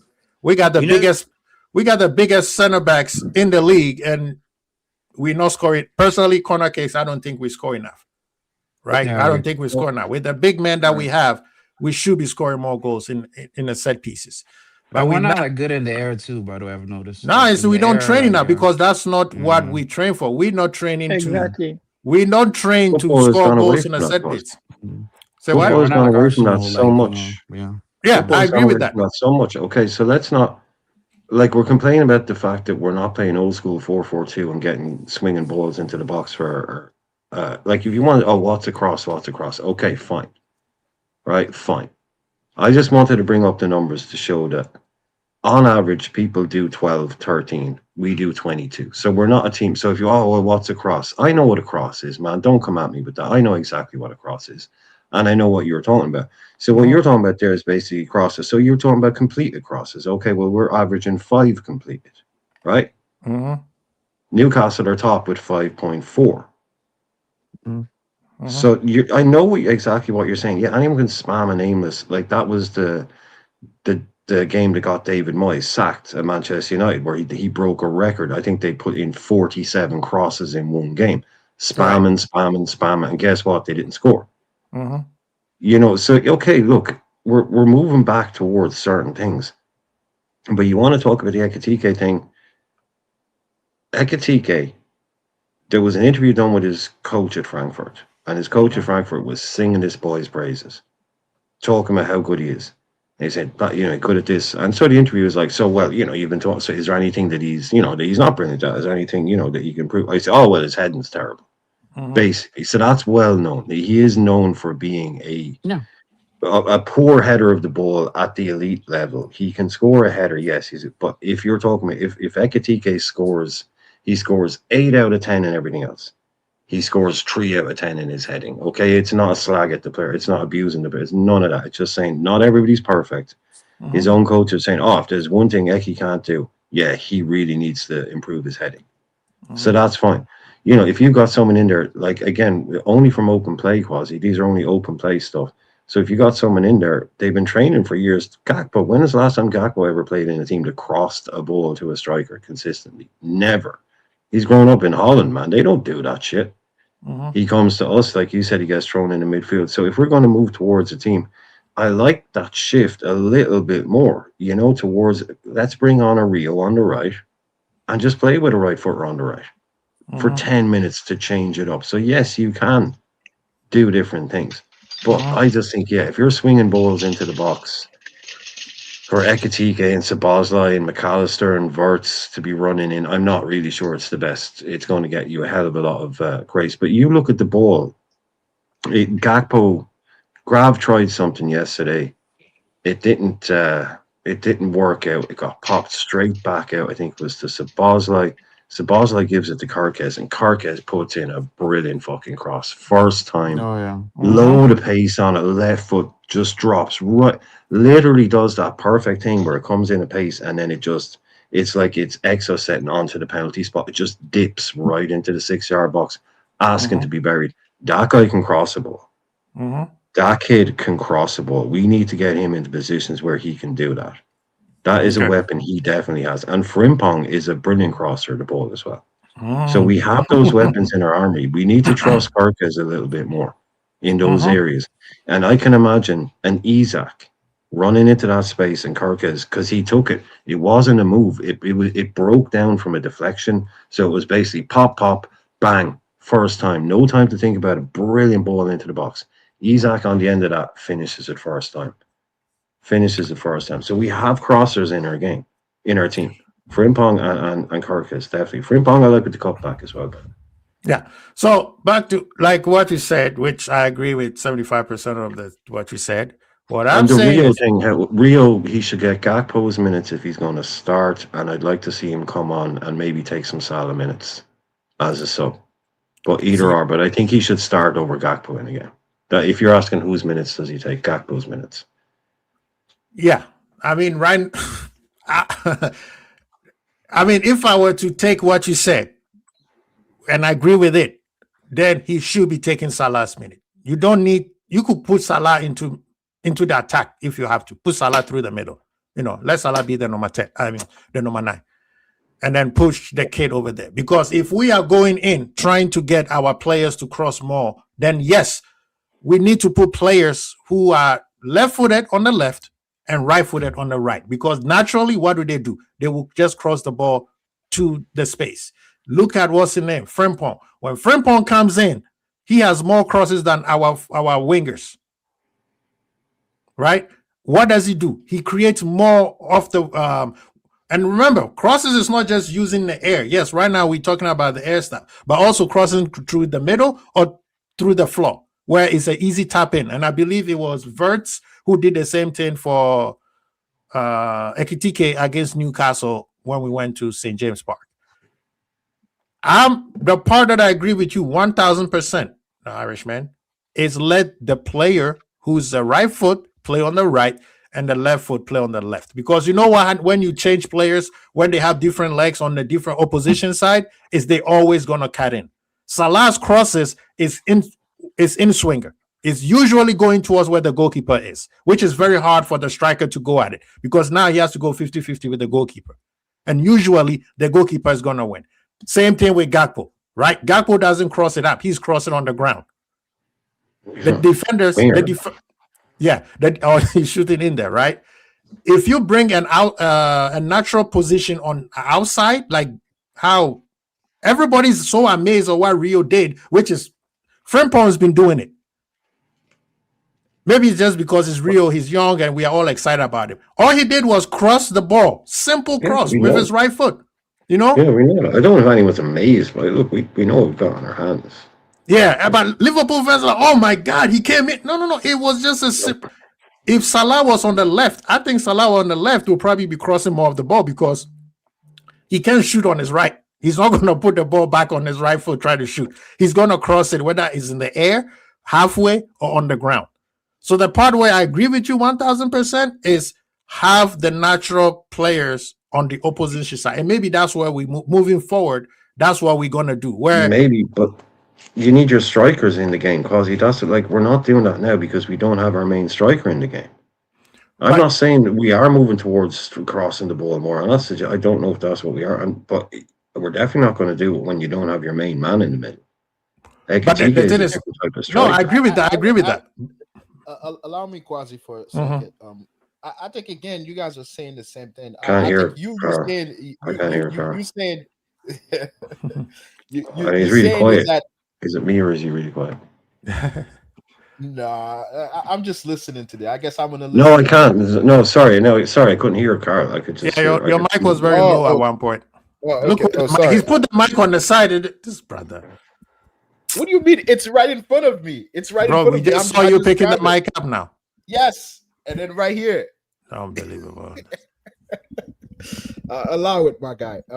I think both of you are saying the same thing. I think Kwasi is saying is that the quality of the cross we get in from both our wingers are not good enough and not in good position to be headed. And then you're saying is that we are getting a cross in. Maybe the guy that we need that needs to be at the end of those headers, he's not here. And I think both are very valid.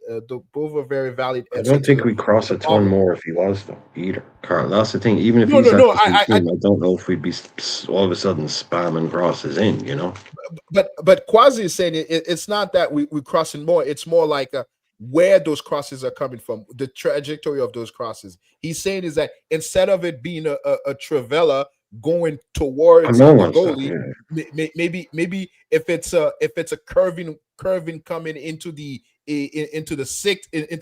penalty spot, the goalie is not coming out, and maybe we might have more chance of scoring. I think that's what you want a new manager for that, right? You want to this manager ain't going to give you what you want. This manager ain't going to give you all those nice things that you're thinking about. Yeah, I agree. I agree with you, but I think that for what we're getting right now, it's just that we're not getting that. Like whatever we're getting right now, we're getting the other kind of crossing that doesn't really serve us. Yeah, that doesn't really serve us. So now maybe if again, just like you said, it's the same manager but a different player, the cross is coming different, right? Because again, we got to see it, right? To example, I think one time Salah assist to Ekitike with a header, and then the second time it was Frimpong to Ekitike again. I can't And then he remember the scored. game. And then he scored. Yep, And, I and remember then when he scored. And then the cross came in from again the same way of an outswing, and then come in and then got into the middle. So Mhm. the goalie, if you come out, you got to take it. But if you don't Mhm. come out, that's a header and possibly a goal. You know, I think those are the crosses that we need more of, and we're not getting any. We're not That getting and them. to me, Irishman, like you said, you know what I'm talking about in terms of the crosses. Those for me are the crosses that I'm talking about. The outswinger where old school, the number 7 bombed the line and then cross it in, and it's coming. And then it became cross it in underground. And who was the best player who used to do that? The guy from Manchester United, Venice, wasn't it Venice? I forget his name. Valencia. Valencia was the best player to he smashed the ball across the goal on the ground, and all you have to do is just stand there, Tap it. and the ball goes on the ground. And check this out, bro. The Wolves goal the other day against Villa, and the West Ham's goal where their left back crossed the ball for that guy just to tap it in. Mhm. These are the sort of crosses I love. On the ground, bang, Ah. one touch is in. And also, the Perfect reason point, why, though, JK. Perfect point. Sorry, JK. Who Mhm. crossed it? Left back. there you go. See, And this is what where goes I into my see next it's go- point. this. Yeah, see, this is where I see it going to. They're like it's Mhm. the fullbacks are becoming these guys, isn't it? Yeah. Mhm. And that's why Salah and Mane work, bro. You got left-footed on the right-footed on the left. And why did they And work? Robbo Because and you had Trent. Robertson and Trent. Simple. Oh, See? Robbo and Trent. Yeah, Just Robert and Trent. See, that's what. Thank you, Irishman. That's why Robert and Trent was so integral because they were doing it. They were bringing the outside outswingers, Yeah. right? exactly. JK. Do you see it? Look, you've been around a while. Look, me and you were around the same age. You know, we grew up in 4-4-2. Left wingers on the left, right wingers on the right, 2 up top. We've seen it go. You know, not like it wasn't different before that, but we've seen it go to again. You know, inverted wingers. You know, Mhm. opposites. And one up top. No one goes with 2 strikers. You know. Yeah. Can you see it going back? Because it's been a while like that. And can you see there going to be a shift to like, okay, what you have a generation of fullbacks, JK, kids that have come up through the academies and young teams as fullbacks, usually failed wingers become fullbacks. But what are they up against? Inverted wingers. They spend their whole time, you know, up against kids that cut in. So you have a whole generation basically that's trained against guys that are going to do that. Yeah. Well, what if all of a sudden they're faced with guys who don't cut in? They actually can you see it going back that way a little bit? To tell you the truth, why not? Because for me, football is the same as it was in the old days. Football is 11 men against 11 men. So it's up to you how you want to play your team. Do you want to play 4-4-2, 4-3-3? It's up to you, man. I believe for us to be successful with the players we've got, Ekitike and Isaac, we need to play the 4-4-2 with right winger on the right wing, left-footed guy on the left wing. I want to go old school with it now because I'm getting because look at how frustrated we are with Gakpo and Salah. Why? They're not giving the crosses that Rio gave us the other day. Simple as that's all it is. But That's what I was saying. We also need to also understand is that teams don't necessarily attack as 4-4-2 because if you're attacking as a 4-4-2, you might find yourself short either from the wing or either from the box. So sometimes teams are attacking on a 2-5-2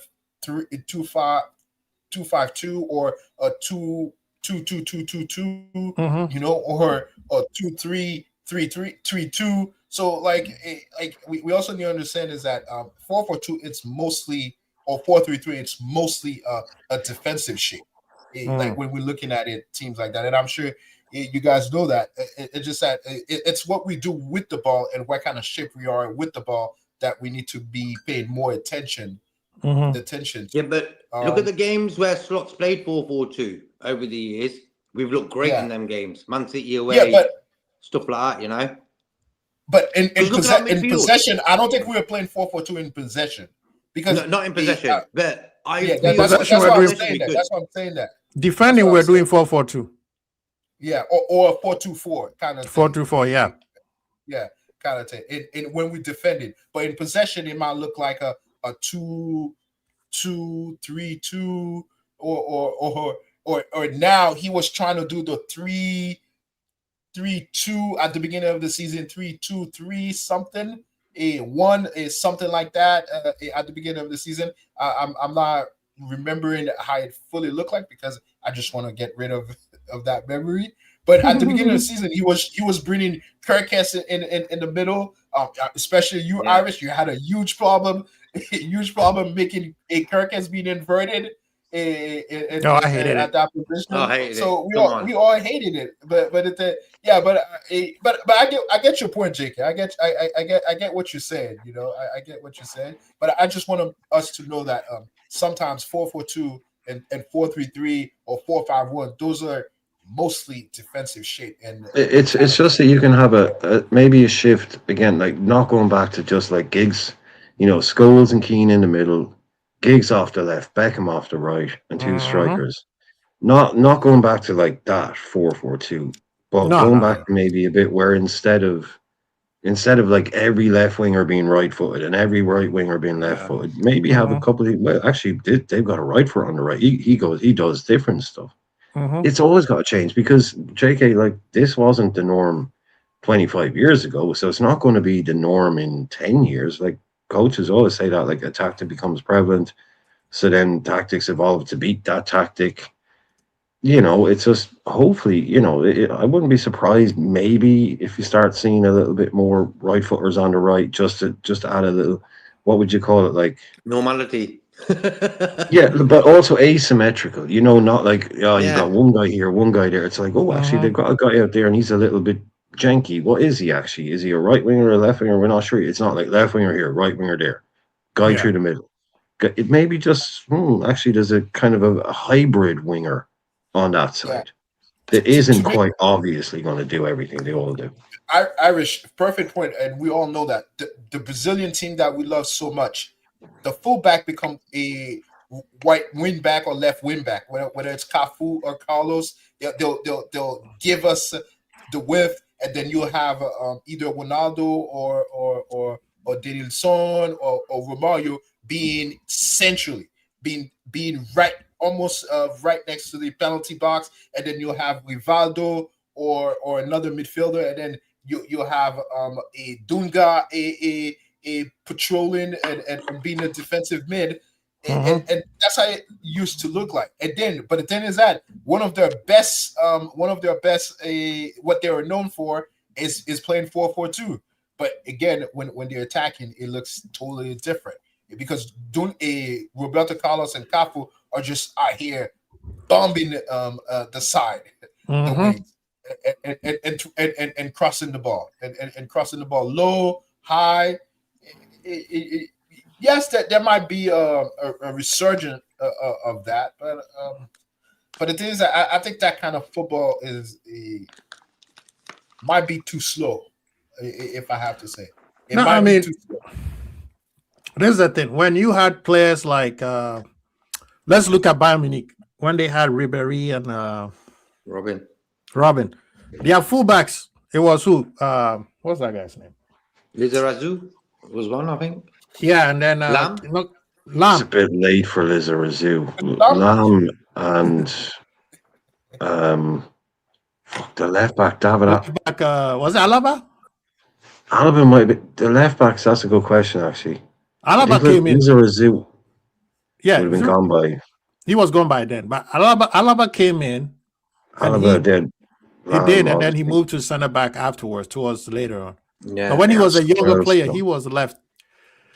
Yeah, they had a good left back. There was another good left back there. And Philip Lam was quality. But Alaba would just go and play in midfield. JK, Alaba started, and next thing he's playing number 6. What's going on? This guy. Alaba just played anywhere he wanted. This brother was that good. But if you look at it, that's the same replication. He's still at Real Madrid. He's available on a free in the summer, by the way. Same David Alaba. I don't mind having him as a squad player at Liverpool. I won't mind. I'll take him at Liverpool. But if you look at that squad, how that squad was set up, that's the same squad Jurgen Klopp did when he came to Liverpool. Especially when he realized what Trent and Robo was giving him. and he realized that, oh my God, I have Salah and Mane on the opposite side, and Bobby Firmino being the perfect equalizer on both sides. That team was no looking back. Nowadays, Exactly. you don't have that anymore. You know? We don't. And the problem is we have a Gakpo who is cutting in and is not looking at his fullback running. See, Robo didn't need to go all the way to the top. He could swing the ball from halfway line. Halfway Look at the line. goal that Salah scored against City, where the ball came from. The year that we won the league, the 2019-2020, where we played City at first game. the first game. Yeah, the ball came from the set. Like as soon as Robo got the ball in the center circle, he swung the ball. Same thing for Mane, Trent on the other side. Right now, we don't have that. Yes, what's his name? Joey is good defensively, but when he gets the ball, he can't cross. Same thing with Bradley. Bradley actually is good in the inversion, but he can't cross. But when you get Frimpong, yeah, and then when you get Frimpong is the one that okay, what's the name just told up? Big up to Pops, man. Appreciate you. He said Yes, it's Alaba and Fonzie. But since we lost that, that's why the strikers have to not moving. It's not moving the way we should. So when Rio came in against Forest and he did like one of the basic things that I don't trust me. This new generation have never seen that type of football. So to them, it's like, oh my God, did you see that? We were like, people, that's what we've been talking about for years. We've been trying to get our players to do that for years. And this is the part where, what's the name? Aziz don't get. Ekitike need 10 of those to score a goal. So Yeah, him and getting it is one a a game, strong he point. said he got one a game. He got one a game and he didn't score. So what kind of striker get one a game? Yo, Tell me in the world of football, a striker who got one a game. in one Go game, ahead, you need at least 5 or 6 of them to score. Treble winning team was Alaba. The treble winning Bayern team was Alaba at left back. Mhm. Oh, okay. Yeah. There's a lot of free transfers this summer. Rudiger, Alaba, Kanate. There's a lot of. If Rudiger was 2 years Kanate. younger, JK, if Rudiger was 2 years younger and I'd Ibu take left, him. if Ibu left on a free and Mhm. Rudiger was 2 years younger, man, yes, please. Yeah. He's a warrior. He is a Yeah, warrior, Rudiger's man. mad. He's a pro. Oh, he's nuts. He's nuts, nuts. yes. But you talk about medals on the table, you talk about experience. Yeah, I love those kind of players. Get him on a 2-year contract. I love those kind of players. But I still think we should keep him. I still think we should. Who are you talking about, Irishman? Rudiger. Oh, Rudiger? If he was 2 years younger. I thought you said Robertson for some reason. Rudiger. Oh no. If Rudiger was 2 years younger, say Rudiger was 31 and Ibu was leaving on a free, I would take Rudiger on a 2-year deal. Brilliant. Yeah, no All the problem. experience in the world. It's the same thing Chelsea did with Thiago. Silva, yeah. Experience. You know, the only thing with Rudiger is like, have you seen the Palace United game? The guy who scored for Palace the first goal, he scored. And then what happened in the second half was He got sent someone off. for United crossed the ball and he had his hand up. This Lacroix guy, he had his hand up like it could have been a penalty. And then what happens? I thought, ooh, fucking dodgy that is. What happens? Next second, he fucking grips Cunha, brings him down, gives away a penalty, and gets sent off the twat. You know, like what's going on? Was it the same thing that happened to Salah? It wasn't that bad, JK. It wasn't that bad, JK. I don't see it, JK. I don't I didn't see the red card. Like, Was that's it not was it even the red same card for me. thing? Was it the same thing happened to Salah against City? But everyone's saying the lad dived. Everyone was in the chat there saying he dived. Abdul was saying he Yeah, he dived. did. Everyone was saying the guy dived. So I don't know. I didn't see it. But if it was But if that it was weren't a penalty dive, for then me. it's If you not get the a chance, same. man, as Salah. Irish, if you get a chance, go look at it, man. I don't I didn't know see how it. it's not No. a penalty. I'm asking a question. The same foul that Salah was supposed to get against City, where what's the name? We didn't get Silva dragged him, and who was the other Gay. guy? Who else? It's the same thing, but Gay's one was more egregious than what happened today. Gay one was. No, more I'm just egregious wondering, than like, because yellow. people are saying it's the same as Salah, but Well, then you're saying Salah dived? Because these guys are saying Salah dived. Or Then these Cunha guys are died. saying in the chat, no, that's a total dive. It's a pure dive. It's just the same as Salah. It's okay. But Well, those did are- Salah dive? I don't know. I don't know. But Then this was there's a little some- tug today. That's It a was a great little. point. That's it, man. Like, come on, man. You don't need to touch him there. He ruined the game there. For me, Palace were winning 1-0. I thought happy days. There you go. 1-1. I would have taken that as well. So, look, for me, United away is going to be a big game. We've got to go there and win, Oh, jeez, man. It's gonna Those be last fire. 4 games, JK. Aston Villa, Chelsea, Manchester United. Oh, God, help me. Oh, Which we need some points. which usually I like because that's where Liverpool tends to play better when they play against Bigger teams. bigger teams. Actually, this season against City twice, we didn't Used show to be up. like that. I was trying to say Against Houston. City, both times. But against you remember City, Man United or at home, we Chelsea? didn't. Even Chelsea away. We Or didn't. Man United at Anfield, Jacob. Man United at Anfield. No, was one Man of the most- United away. We got Chelsea at home, Tottenham at home, Villa away. Villa at home ain't really great. I tell you the truth. They've lost like 3 in the last 4 or 5 there. So we can beat Villa away, no problem. United away, not great today. I tell you the truth. I was thinking Palace could win that. As soon as that thing happened, a red card, I thought, oh, this is done.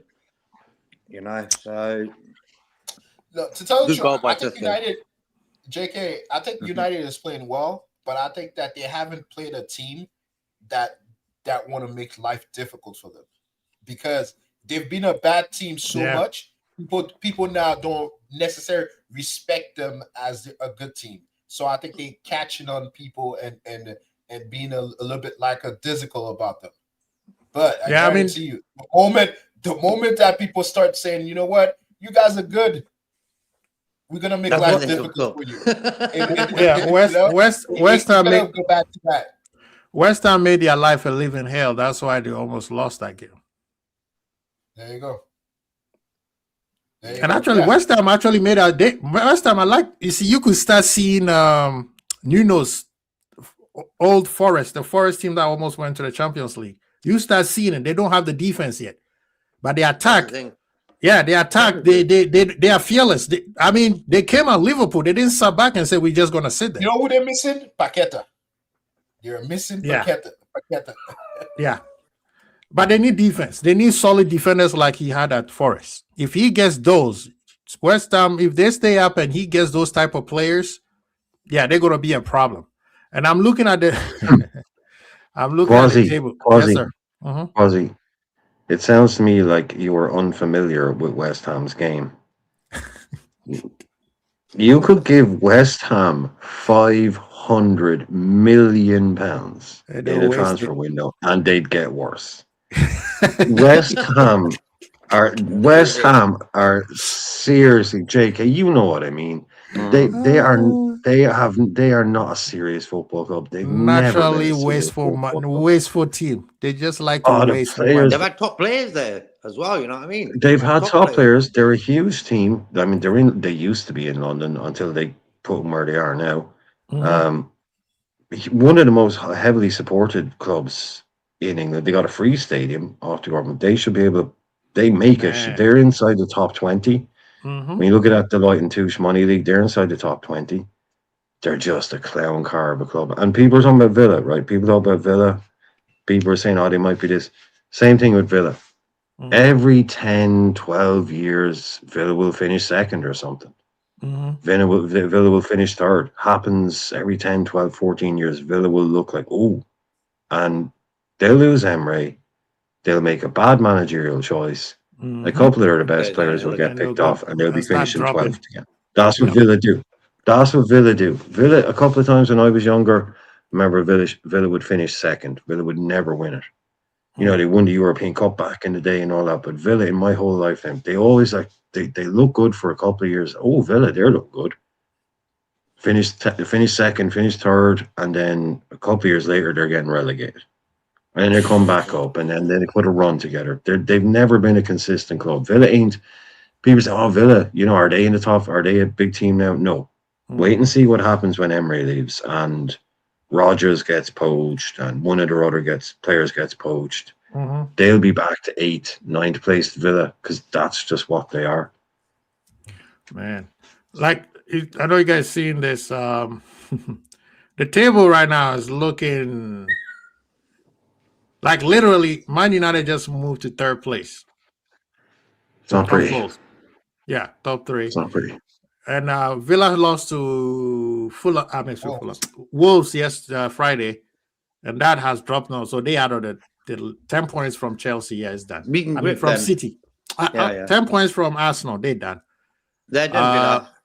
So I was happy that when I was watching the game against Wolves, I was thinking, look, Villa ain't catching Arsenal, but we can catch Villa. So I was happy that Villa lost, actually.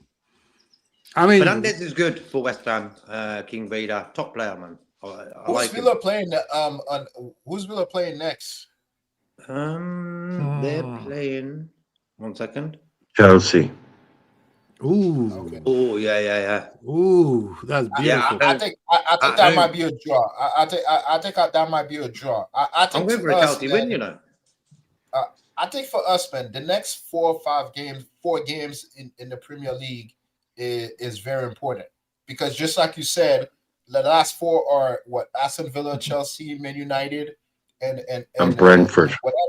And Brentford. Brentford. So Brentford, yeah. So those are where we could have a little bit of a pitfall. But I think that if we can win Tottenham, Wolves, Brighton, it will give us almost enough points to be in the top 5 already. And look, to be Chelsea in the have top got. I think with Liverpool, as embarrassing as it is, I don't think top 5 will be a problem for Liverpool. It's tough. embarrassing. When you look at it's Chelsea are involved, United, Villa. That's the teams. Like City and Arsenal sound their sound. But Yeah, it's the rest 1, of them. 2, 3, 4. It's gonna be fighting for the 2 positions, the 3 position, Yep. right? Big up ups. Yeah, because my new Liverpool is just goals differentials. Chelsea's goals ahead. That's why I'm frustrated. I'm saying we need more clean sheets. The goals that we conceded, if we didn't concede those goals, 5-0. 5-0. Yeah, yesterday I didn't want to. Oh my God. concede. Would have 2 been goals, I at would have taken a 13 now. 3-0. Would have been at 13 now. Yeah. Been at 13 now. Yep, and we would have You know? been 4 in a row clean sheets. That would have been nice. Confidence, you know what I mean? We're plus 10 at the moment. Yeah. yeah, we are plus 10. Aston Villa plus Which 8. is good. Which is good. We were at plus 6, I believe, before. Plus 6 or plus 7. The main one, well, it would have been 7 before yesterday. The main one for me is Chelsea because we were level. They dropped 2 points at home to Burnley, which is a huge one for them. If they lose out, that'll be huge because that allowed us to go level with them before yesterday's game.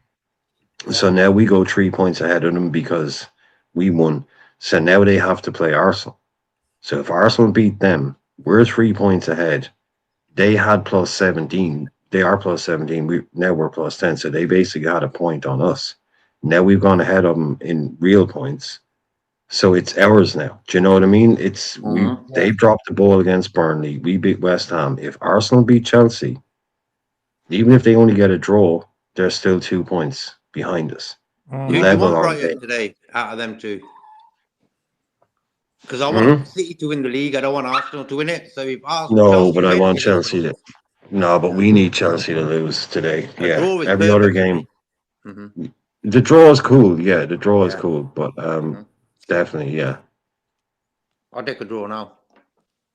No, because to tell the truth, I agree. I agree with Irish in that sense. Is that we need them to lose because we need them to go fight as Aston Villa. Because to me, if we need to be a big cartel, if every single one of us go beat Aston Villa, they get kicked out. Yeah, they They get basically kicked did. out, and then all of us are all of us. We could play if we want. We could play. We could even we could even congregate with each other and say, you know what, we're not losing to each other. And then we shake hands, and then 1 point to all of us. Well, that's and not then, what but I that is. That's never going to This happen. guy's bro. corrupt. You see this corrupt Nigerian? I'm making joke. You guys know I'm making. You see jokes. this corrupt Nigerian? I'm not sure. Unbelievable. Carl, I'm not sure with you, man. I'm not sure whether you're joking when it comes to that. Oh man, come You're a on. cold-hearted man. You're a cold-hearted individual. Yeah, when it comes to football. Come on, man. When it comes to football, you are. Okay, but I'll accept that. But you know what? There's nothing more that would make me happy than beat, obviously, Man United at Trafford. No, So we have to beat Man United. We can't draw at Old Trafford. We have to beat Man United. Beating Man United and then beating Chelsea solidify us in the top 5. yeah, And you got to do this. You have to avoid the the stupidity. Yeah. Quasi, you always talk about no stupidity, right? Yeah. No stupidity, no silliness. Mm-hmm. Silliness. Wolves, no silliness. Fulham, no silliness. West Ham, okay, no silliness. You know, Chelsea and blah blah blah, whatever. But those games that we have in that nice little run up, Everton, Fulham beat Tottenham today. Everton. Yep. Ooh, Those are our on paper games that we need to get enough points in the bag then where we can go toe to toe with Chelsea and Man U, and maybe we can lose one of those games and we'll still be okay in the top 4. Because I would not trust us coming down to the last run with pressure on to beat Chelsea, Man U, Villa, and Brentford. Would you trust us to beat those 4 teams if we need to? We're going to need to probably beat at least 2 of them. So we need to get to a point where, okay, we went to Chelsea and we lost, but it wasn't a decider. We're 5 ahead of them, or we're 6 ahead of them. You know, at that stage, we really need to get that security there. Right. And look, if a cup comes our way, it comes our way. But for me, we need Wirtz, Isak, Ekitike, Virgil. They do not want to be playing Europa League football for Liverpool. So it's on them now. Go out on the pitch and make sure you're not. I mean, if you can get out there. And I think somebody mentioned that earlier, and that's why I believe that they will perform, because Champions League, you are in round 16. You need to make quarterfinals. You got Galatasaray. You have to make it to the quarterfinals. You get to the quarterfinals, then you'll be like, hey, we can make it to the semis. The same thing goes with the league, right? You are at the point where you'll be like, okay, it's not like we are in the 8th and we have to fight like 10 points to get to top 5. We are right there. So they will fight. That's why I'm not worried much about top 5 for Liverpool. Yeah, and then the annoying part is really good. The annoying part is what Irishman is saying. The silliness of giving out these stupid goals like we did yesterday. Those are the part where annoying us, because that could derail us. That could derail us big time. Making silly mistakes for no reason, bro. No need for it, man. We got 3 in a nil game. It's different. No, the nil is like, hey, it wasn't your day, you know. No, but I mean, if you make a mistake like that, if the game is 0-0, 50 minutes in, and you make a mistake, yeah, you're 4-0 up or you're 3-0 up. Okay, you make a mistake. Everyone kind of gets embarrassed or whatever. But if it's a 0-0 against Chelsea, JK, and you make that same mistake, and all of a sudden you're 1-0 down because of it, that's different. That's different, yeah. Which was Liverpool used to do before Jurgen Klopp came in. Well, it's like even against the year that we should have beaten City. Now, let's talk a little bit about this thing that is going on. It's a rumor, but we don't know yet. They're talking about 40-point, 60-point deduction of City when they are found guilty of 115 charges that we've been waiting for like 10 years. So I'm asking, do you guys think that they're gonna, what years is it gonna affect? Because I'm guaranteeing it's not gonna affect the last 2 years or the last 3 years, right? Because it will make no sense to win the league this year and then Arsenal taking over from you because you got 40 points dropped. So it's from 2012 to 2022, I believe. These are the years that they are investigating or they're being accused. Okay. So this year it won't affect them this year. No. So no, if punishment would be forward, right? It will be next season, right? It will be. They probably start off with negative 10, 15, 20. That'd be good. Yeah, however they want to do it. Is it a period of 3 years or is it a period of 5 years? Wait, every year you starting with negative 10? Yeah. Well, it's not like they're gonna be like, oh, you're gonna start at negative 60 in 2026. You know what I mean? They can't do that. So you're basically asking them to be relegated. You can. That's how you do it. Yeah. That's how you do it. Actually, You that start is them on negative 60 because that's where they start, and then Mhm.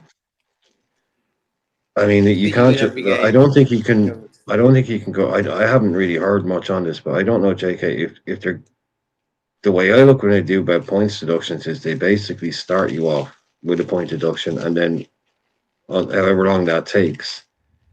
But I don't think they go back and then say apply it. Okay, minus 10 points for this season, minus 10 for that, minus 10 for this, Yeah. because then you Wait, get a whole lot of the leagues have to be changed, and they finished here and they finished there, and I big mean headache. Hmm. you So for just me, do minus if they 60, want and if less that of a means you get headache, relegated, obviously they it just means need you to get do it like relegated. that. Yeah. Minus Because 60. that's Do the the thing. future thing. Because that's the thing, they can't relegate Manchester City, right? Why can't they relegate Manchester City? Because the Premier League cannot mandate to the English Football League. Premier League is a Mm. separate body. The Premier League can expel Manchester City from the Premier League, but they Mhm. can't basically force or tell the EFL Manchester City now play in the Championship, because they've said no. We've had a club promoted. Our league is full. Mhm. So you want us to accept Manchester City into our league and then relegate one of the teams that got promoted? Because we can't make an extra space in our league. So they can't basically put them in another league. The other league has to basically agree to allow them in.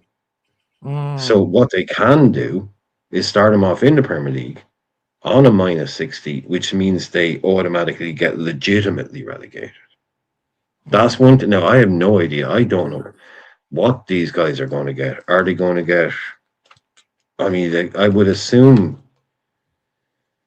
I mean, normally the way you want to go after a club is, yeah, you do that minus 60 thing. I don't care about trophies, to be honest. I don't want to. I don't want retrospective trophies. I know that's for some people say, "Oh, I'll take them all. I want them all." I'll take the numbers. Mhm. You know, if you want to stick an extra two, They got dictated. but I'm not going to do I'm not going to trophy parade for a 2020 league title. You know, if you want to do, okay, fine. But what you do is you hit these guys with transfer bans. Mhm. That's what you do. If that's what you want to really go after them, like you can find City 100 million quid. They're going to write a check. They'll just write a check there and then, no problem. You know, if you make it part of their footballing costs, okay, that'll affect their FFP. But you go after them, you ban them. You give them the points thing, which literally means they'll get, relegated within 12 months, and you ban them from buying players for 2-3 years. I don't know. I really don't know, man. I'm not. Basically, I'm pretty sure. One thing I would guess is that whatever happens to them, nobody will be happy. Nobody will be happy. It'll be too much for some, and it won't be enough for For others. some people. You know. Mhm. Brian, I think that they'll never do the negative 60 and then obviously get them relegated the right way. I don't know where that's come from, by the way. I don't know where this yeah. negative 60 thing has come from. Well, the negative 60 is what they think of as deduction. I mean, but I don't know where the story has come from. Is that like a credible story or? Yes, it was a credible. I think it's one of those breadcrumbs that either City or the Premier League has put out there to just see the vibe. What do you guys think of this? You know, we're not saying it, but it's we're not saying it. That's what we're thinking. Is everybody okay with it? Is everybody okay with this kind of punishment? Because you also heard, oh, they'll be fined. They'll be banned from the transfer market. So you hear this little punishment like that. I think they just, what do you guys think of this? Trying to see, put the fingers in the air and find out if the punishment is good enough. Well, the thing is, first of all, the Premier League is going to assess how much it affects the Premier League financially, right? There's two. I've always said this. There's two teams in the Premier League that can be relegated, and that's Liverpool and Manchester United, because the financial hit that the Premier League will hit, it will be too massive. Kind of funny. City, yeah, City. I don't know if City helps with the economy. But do they really? Arsenal helps. Chelsea does.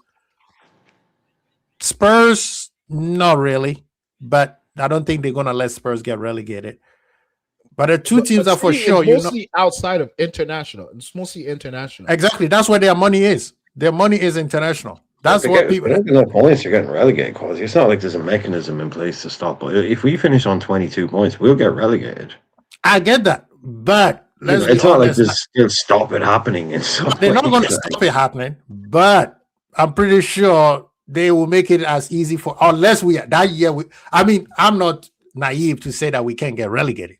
River Plate got Exactly. Come on, we relegated. can get relegated. Come Yeah, on, we we can can. get relegated. I didn't want to challenge on it, but we can get relegated. It's Yeah. still how it works. You get enough points. You don't get enough points, you'll get relegated. But, No matter how big you are. my conspiracy had to say maybe a couple games they will give us All of a little- sudden, the refs are on our side. Wow, when would that ever happen? I've never heard a Liverpool fan with a conspiracy theory about refs being on Liverpool. Oh, that, side. well, I've heard the- the opposite. that's what I'm saying. The This year Premier there League will is be. gonna. That year there will be. That year there will be. Yeah, the Premier League is going to look at the amount of money they're going to lose and they'll be like, okay, hey, let's just get them to 20. No. Come on now, Quasi. Come on. Stay off I'm Facebook just- for an hour. Stay off Facebook for a month, okay? Quit Facebook I'm for a just month. saying. I'm Look just inside saying. your soul. Look inside your soul. Come on. But if Liverpool were to get to 22 points, then we deserve it. Then yes. get Exactly. that. I don't want to see any fake fucking But ref. If I thought anything was like this was okay, there might be some bias and favoritism in amongst some tiny little blah blah blah. But if I genuinely thought that all the refs were like some Liverpool fans would have it, everyone's out to get us. There's conspiracies to stop us winning the league. But if I genuinely believe that, I wouldn't watch this. I wouldn't watch it.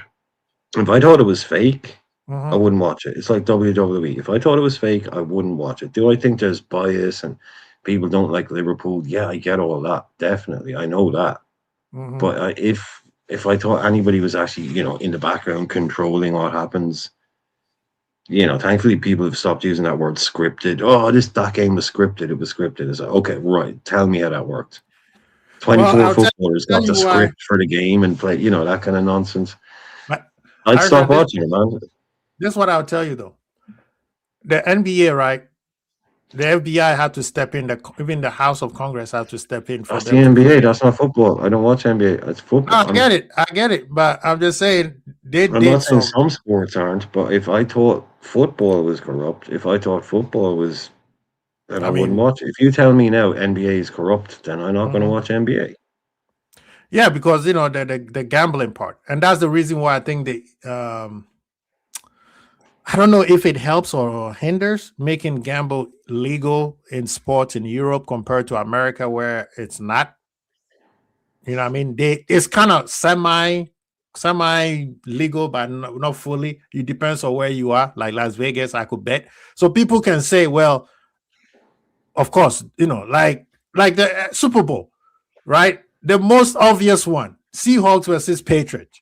You are on the 1 year line. You have beast mode in a guy, Marshall Lynch, who could run through any defense. Pause. And they decide to throw the ball and got intercepted on the 1 year line and lost the game. So a lot of times people will be like, maybe it's Las Vegas. Somebody call from Las Vegas and say, this is what's going to happen. But we saw that in Italy. Remember Juve? Juve getting relegated.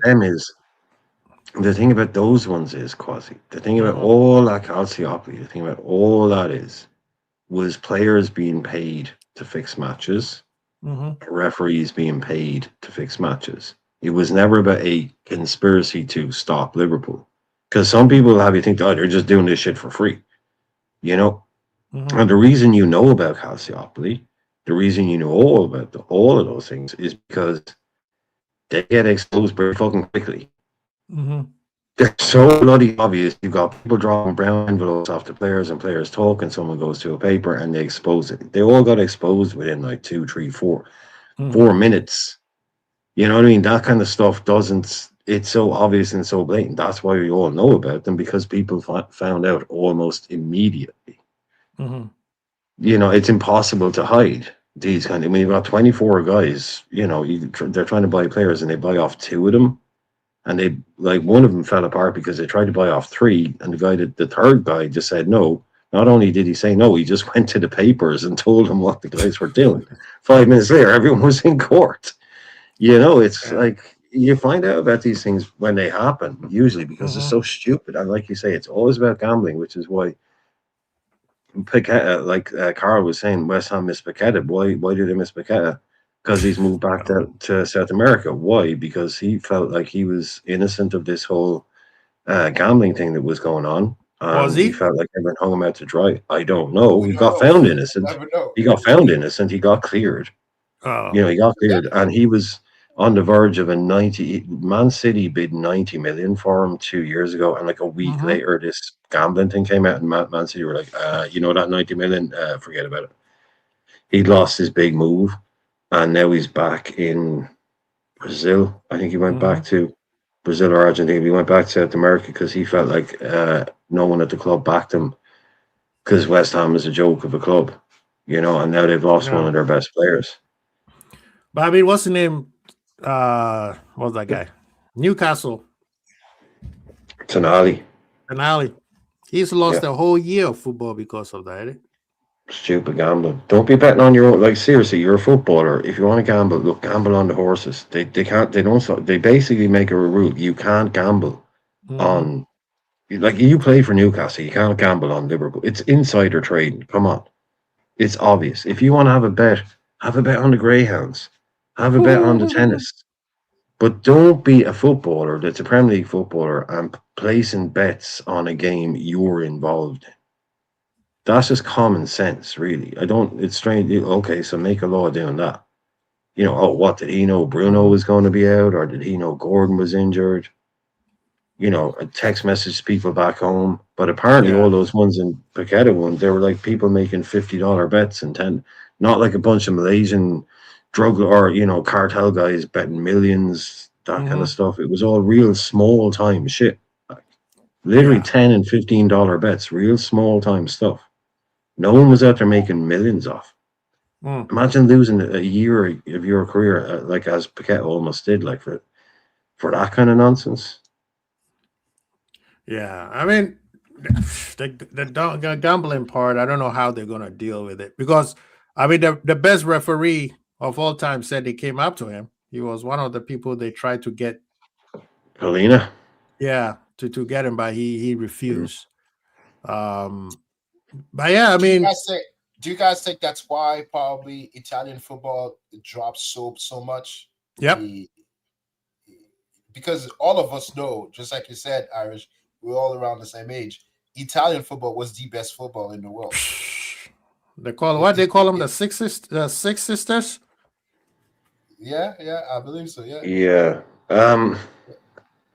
The main reason Italian football crashed, it had scandals, but actually the thing that kicked the whole thing off was basically what killed everybody was the birth of the Premier League, but it was only in its infancy then.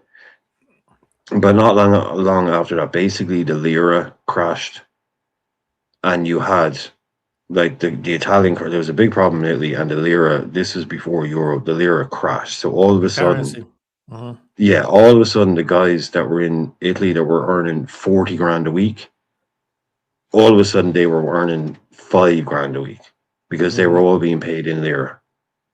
That was a huge problem, and then England started offering the big money. That's when Zola and these guys started tripping over there,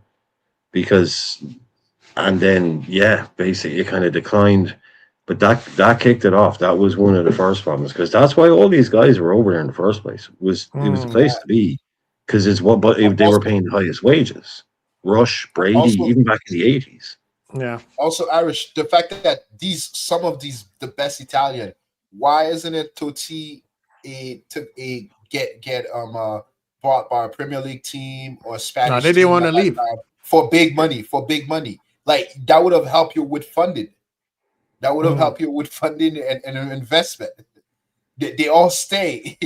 They all stay because trying to buy Totti off Roma. Forget about Totti it. wasn't going nowhere. But he's not going anywhere. It's not like that. There was. I'm sure that Real Madrid would have loved a Francesco Totti. Pretty boy. He turned down everyone. What's up? And you telling me Yeah, there Wasn't isn't a team on what's the the name? bottom he didn't turn down. Stay in Rome. What's the One name? club man. Baggio. Roberto Baggio also didn't want to go anywhere. The Italians He didn't. moved around. He moved. He stayed in Italy. I mean, he joined Juventus from Torino, which Yeah, basically that's what I'm caused a saying. riot. The But he, Italians but he usually left go his. from- Oh yeah. He basically went from like City to United when both Mhm. were. Yeah, but But see, that's the one thing about the Italian league. They could move around. They actually make it easy for themselves, for the club. It's like Something. that's like the NFL, NBA, where it's easy for them to move around compared to the Premier It's League. where hugely controversial. It's hugely controversial if someone like when Baggio went from Torino to Juve, that was a bad. That was not that acceptable. one, of course, yeah, that's. I mean, But rivals. it's very common for a guy that plays for Inter to go and play for Juve and then go and sign Mhm. for Milan, or a guy who plays for Milan to play for Inter. It's very, very common for them to trade, Mhm. and not just trade, but trade like good players. They regret it a lot of the time. Like when Inter let fucking just gave Seedorf to AC Milan. Like Mhm. when Juve just gave Pirlo to AC Milan because he was 30 and he was finished. And then he went on to be the best player on the planet for 4 years and win everything, you know. But yeah, it's not in England. It's not as normal for Chelsea. Just sell Chelsea a giving guy, a player to just a really good guy, like a really good player. Like they'll That's sell fair. good players. Will go from Juve to Roma to AC to Inter almost fairly often. Fairly Yeah. easily, I would say fairly easy compared to the Premier League. Can you imagine Liverpool and Man U till this day hasn't? Who's the last player that went from one team to the other? From Liverpool to Man United, that's that dude in the 60s. That's it. That's that guy back That's way it. back. Did Michael Owen went from? No, he went from. No. Milan Well, to not directly. United. Not directly. Yeah. Oh, he Yeah, I mean, played for Liverpool- United, yeah, but going directly from being sold Yeah, by you're right. United. You're right. I was trying to remember, but he did go to Madrid first. And I promise you, he But regrets then it he went to every single day. Newcastle. Yeah, he went from Madrid. Remember, he left Liverpool, Madrid, Newcastle, and then to United. And he did that just to spite Liverpool because Benitez didn't want him. Yeah, and that's what I believe. That's the corruption, the fall of Italian economy that did them bad. Yeah, the Premier League was Phil Chinsnell. That's the guy. That's the last guy to go move directly between Liverpool and Manchester United. Mm-hmm. I mean, even look at Liverpool and Everton. We haven't. Who was the last player who moved from one to another? I know Carragher was an Everton fan when he was a kid, but there's been a few of them. You had Abel Xavier, Nicky Barmby. The last one I think is Xavier. Abel Xavier, Nicky Barmby, Peter Beardsley, sold them. Yeah. 1964. Yeah, 1964 is the last time. And I think Barmby, Xavier. There's one thing that I told this a while ago on G's channel. The reason why the EPL became so successful is because they adapted the WWF or WWE style of entertainment. You need to have a hero and you need to have a villain. And that will make your league successful. Well, again, some of the... that is where the conspiracy comes from, Irishman. You have to have a hero and then you have to have a villain. When you have that, I promise you, your league and Man United for the longest they were the hero and then became the villain. And when they were the villain, it looked like you don't need to invent that in football. It occurs organically. It organically occurs. You don't need to invent heroes. I think WWE is copying real sport in terms of you need to have a hero and a villain. But in sports, people will gravitate towards hating certain clubs and loving certain teams. But guess who feels it? Guess who does what? Who fuels it? The media, right? You got Man United at one point, just like you say, it was happening organically, and a lot of Man U media personnel most of them were working on TV, radio. They were a lot of them more than everybody else, and they fueled it. So then the fan base was like, right, and then eventually you got now more Liverpool Now with the emergence of streaming,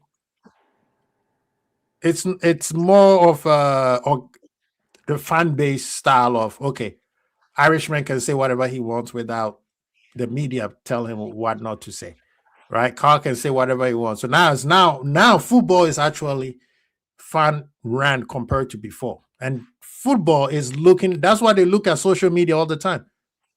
They tell us, oh, they don't look. No, they look at social media all the time because that's where they get where the fan base are. Perfect point, Kwasi. No one actually watched. Again, I know, Irish, you're not a big basketball or none of those things fan, right? But it I like illustrates. American football. I just don't know anything about basketball. Yeah. So in the NBA, they keep getting huge TV contract, and that contract is to me personally is solely based on the amount of interaction and all the videos from Twitter, from Instagram, from all the social media that they get.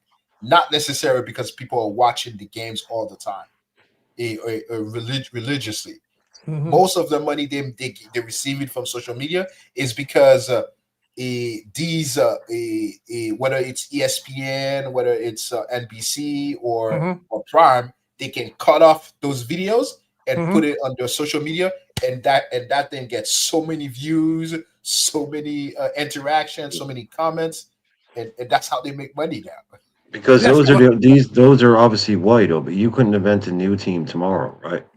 Why is it that you can put up a team that say doesn't actually do whatever, but you put up something about them on the internet? Why? Why will they get 10 million views and say you invent a new team tomorrow and put a load of stars on it? Why? Because they have history.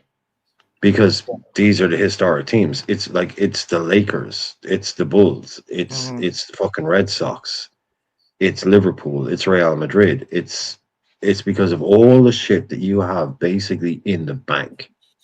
This is what you can't come up to. You can't turn up to a new team and just make it into a brilliant team overnight, because you basically got about 100 years of football now. You go to Turkey. Why do people worship Gala and Besiktas? Why do people worship AC Milan and Inter? Is because they can look through the history books. They can. It's all there. There's a bank of what they've done that you can. It's culture. It's been there forever. The Red Sox, I knew nothing about basketball. I couldn't watch American TV, but I sure as fucking knew about Michael Jordan and the Chicago Bulls and the Lakers. I sure as fucking knew all about Charles Barkley and fucking all these famous basketballers. I knew who they all were. Because why? Because these are the legacy teams. These are the things you can try and invent something tomorrow. But when you got a team like Liverpool, that's what FSG knew straight away. This stuff is ready to go. This is a Tom Cruise movie. This is the Red Bulls. This is Disney. This is blue chip. Diamond fucking chip. You don't need to build Liverpool up into anything. It's there ready to go. Tap into Liverpool, turn up your commercial shit a bit, get savvy to the market, bring in what you're worth, start telling people, oh, this Manchester United ship, they make a ton of money, we can make just as much. And we don't even need to turn the lights on. Just by existing as Liverpool, we're already one of the biggest names in world football. We don't need to be Red Bull Leipzig. We don't need to be Newcastle. We don't need to be Man City and spend 50 years building up the heritage. We have the back catalogue, man. But Brian, let's go back a little bit. Why are Italian team having so much issue? Inter's got no money. AC Milan got no money. Juventus got no money. AS Roma got no money. Sampdoria used to be a big time team, got no money. Udinese got no money. So, but they have that history. But it's happening because Carl, the answer to the question is because as much as people might want to ignore it, is that the English financial juggernaut of the Premier League is utterly overpowering right now. If it wasn't for Real Madrid and Barcelona, European football would be fucked. They would have crashed. Now look at Bournemouth and Crystal Palace are out there outbidding AC Milan and teams like that for players. They're offering more wages than Juve. Bournemouth, Wolves. You come on. Check out Premier the League is look at the next way league that ahead. is about to, if they are not careful, they are about to fall off. That's the Bundesliga. Like I've been following Bayern Space, and there's a lot of concerns about. Yeah, it was cute for a long time when Bayern was the only one winning, and anybody who comes in and beat Bayern, it was nice. But right now, they're realizing like it's starting to become a big problem because, years past, you have Leipzig maybe do something, but Dortmund was the one that was consistently doing something. Right now, they are consistently falling back. All those teams are consistently falling back. It will come to a time where Bayern might have. It's going to end up like the Scottish League, where Celtics wins the league just because it's day one. But Quasi, it's like, to me, what it is basically when you talk about Liga. Now, okay, someone will say, "Oh, what about PSG?" Okay, these are freaks, right? Mm-hmm. You talk about Liga just as a whole. Liga, Serie A, La Liga, Bundesliga, that's kind of it, right? They're all sitting together, and that's a room full of guys that are millionaires. They're millionaires, and they're worth like 6, 7, 800 million each, and they're all there for we're some rich guys, right? The Premier League walks into the room, that's a billionaire in the room immediately. That's Like true. the level now, they've moved so far ahead. If it wasn't for the basically unlimited money fund for Qatar, PSG it's basically nothing, right? And there's no, again, without Real Madrid and Barcelona, which is based on they're fan-owned clubs. Bayern Munich are a fan-owned club. They don't need sugar daddies. That's how much money these people can make without having an owner. They're fan-owned. They elect people, generate their own money. If it wasn't for that, the Premier League juggernaut now is completely out. Look at the bloody Champions League table, man. When it finished, who was in the top 8? I was telling people that Spurs and Newcastle, who are one of them is in danger of getting relegated, and we're in top 8. Spurs and Newcastle. That shit is becoming real. That's crazy. It become a joke. That's crazy. I think man. Irishman and Carl. I think they're gonna scrap this style of Champions League. As much as it's entertaining and it makes it more fair because you got what's that team again? Dolo or Kabak or whatever their name is, beating Madrid and all those guys. Yeah. But if the English leagues start to dominate, and especially look at the coefficients that we have, 5. And every year there's 5 English teams don't need to play. Real Madrid is playing knockout stage. I'm sorry, they might end up going back to the old way again because they will say like, okay, this is not fair. There's a reason why Madrid, Juve, and Barca were going hard on the Super League. They need money. No relegation. No relegation. That's what they want. There's no relegation. They want guaranteed participation and no relegation, which is basically the opposite of football. And finally, the Premier League. I think they've been watching my old big up to Edward. He says when Serie A had Falcao, Senso, Juninho, Zico, Platini, Gullit. Yeah, they had Maradona for one point. But this is one thing that I'm going to tell people. People think that the EPL bubble is going to bust. Not yet. They finally decided to do what I've been preaching for years, and that is even going to make them more money. They're going to have their own streaming service. That means they don't have to listen to the what they call it, the TV channels on when and where they have to play the games. Something that Jurgen Klopp used to fight for against all the time. So when they have their own streaming service, imagine the EPL it's $5.99. Even if it's $5.99, $5.99, it doesn't matter. They're gonna make money because guess what they're gonna do?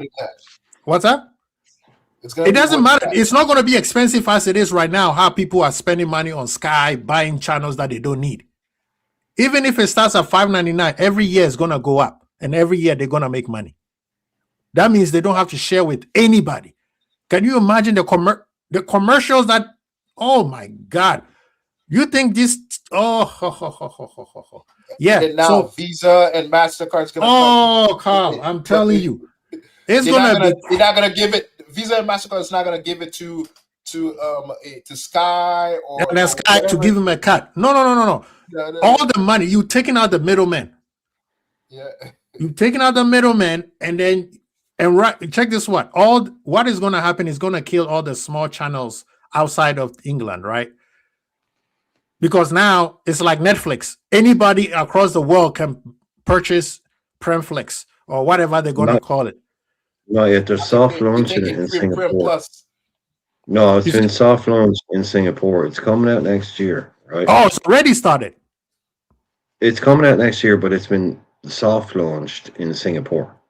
So for some reason, if you live in Singapore, you'll be able to access this thing. But it's not been launched like worldwide. But I thought, to me, that might be the thing if they want to look at gift horse in them out, because it's the TV. What do they all look at every year? It's the TV deal. The TV deal is the one that gives them the £4 billion a year that they break up amongst themselves, and that's why all of a sudden Liverpool can spend this kind of money. That's a lot of it comes from their commercial shit and all that, but the TV deal is what sets apart. That's what killed France. The collapse of that TV deal. That's where the majority of money comes from. So if Sky Sports and TNT or whoever it is ain't giving you that TV money, then they will have to definitely gamble on the fact that this version of whatever it is will give them the same amount of money. Because why would you do something? I don't understand how this is going. Is it all still going to be on Sky? No. TNT? Why would they? So what TV channels are going to be showing the Premier League then? It's not going to be on TV channels. It's going to be on their own streaming service. Just like you have Netflix. That's not going to work. I'll show you what it looks like. I'll show you what it looks like. Real quick, that's not going to work at all. But check this one though, Irishman. Yeah, go they're ahead. still gonna probably sell some rights to certain channels who will want to spend the money. You can't have. That's not going to work. I mean, because not everybody has streaming service, right? So exactly. So you have to have. Yeah. So, like for instance, in America, we have Peacock, who's owned by NBC, and most of the games are on Peacock. And then the top games are on NBC or USA. I don't know how USA end up getting in there, but I didn't know that NBC owned USA, but I digress. So what they're doing is now they're taking out the middleman. Now you have to subscribe to them for the TV to show their games. Now TV don't tell Liverpool or the Premier League that you can show this game at this time because Downtown Abbey is coming on at the same time. So we need you to show yours a little bit earlier. Those things are gone. So now they can show it. All games are going to be on prime time, basically. Right? Of course not, but I'm just saying the games now, they can support the clubs like Liverpool, City when they go to Champions League. So when City has to play a game today, they can take more rest because they don't have to follow the channels, the TV channels schedule. So it will make them more money. Now, like we were saying, the commercials, you paying the commercials will go directly to the EPL. They don't have to share with anybody. Right? Visa is not going to say, okay, I'm going to pay Sky certain amount and then pay EPL certain amount. Visa will just pay Premier League all the money for that particular spot. Now, for the people on TV, they will probably have their own channel on TV and say, hey, for those who want to buy our games, here's the games. And remember, this traditional TV is dying. In America, I know it's dying. I don't know about Carl. What about Canada? Traditional TV? It's still strong because we have a monopoly here. We have monopolies, a lot of strong monopolies here in Canada. Mm-hmm. You know, we only got two telephone companies that owns a lot of small little companies. So we still have a lot of monopoly here. Yeah, but the same thing is in America. Fox owns a third of TV stations. Now, what's the name? Paramount bought bought WB. So yeah, those things, same thing happened here. AT&T owns half of everything now here. AT&T, Verizon, and what's the other one? No, but T-Mobile. Only I about 8 give you companies that own everything, really. When you trace it back, there's about 10 companies that basically own everything. Owns everything, yeah. Every weekend there's a different merger between Disney and blah blah blah. It's 8 billion. well, like Paramount is about to buy Warner Bros. Yep. So that means they're gonna own CNN, HBO. Yeah, exactly. That means they own this, and who knows who owns that. It's like, yeah, independent media is dead. It's dead. Independent media is completely dead. Mm-hmm. Yeah, people are talking about 3 p.m. back off. Just in case some people, I did want to, someone mentioned it. Basically, the whole idea of a 3 p.m. blackout is, and people might not know, in America might sound weird, or in different countries it might sound weird, but England's a small country, very clustered. So a lot of people who would watch Leicester, say, a lot of people who would be a Leicester season ticket holder or a Manchester United season ticket holder, if they're the kind of person that goes, that pays, cares enough about football to have a season ticket, they will go and watch their local non-league team. And non-league people do, non-league in England is very strong. It's a very high level of amateur football. It's not a load of cloggers. Do you know what I mean? It's decent football. And you can walk 5, 10, 15 minutes to a local non-league stadium and watch a game and bring your kids for 20 quid max, maybe a tenner.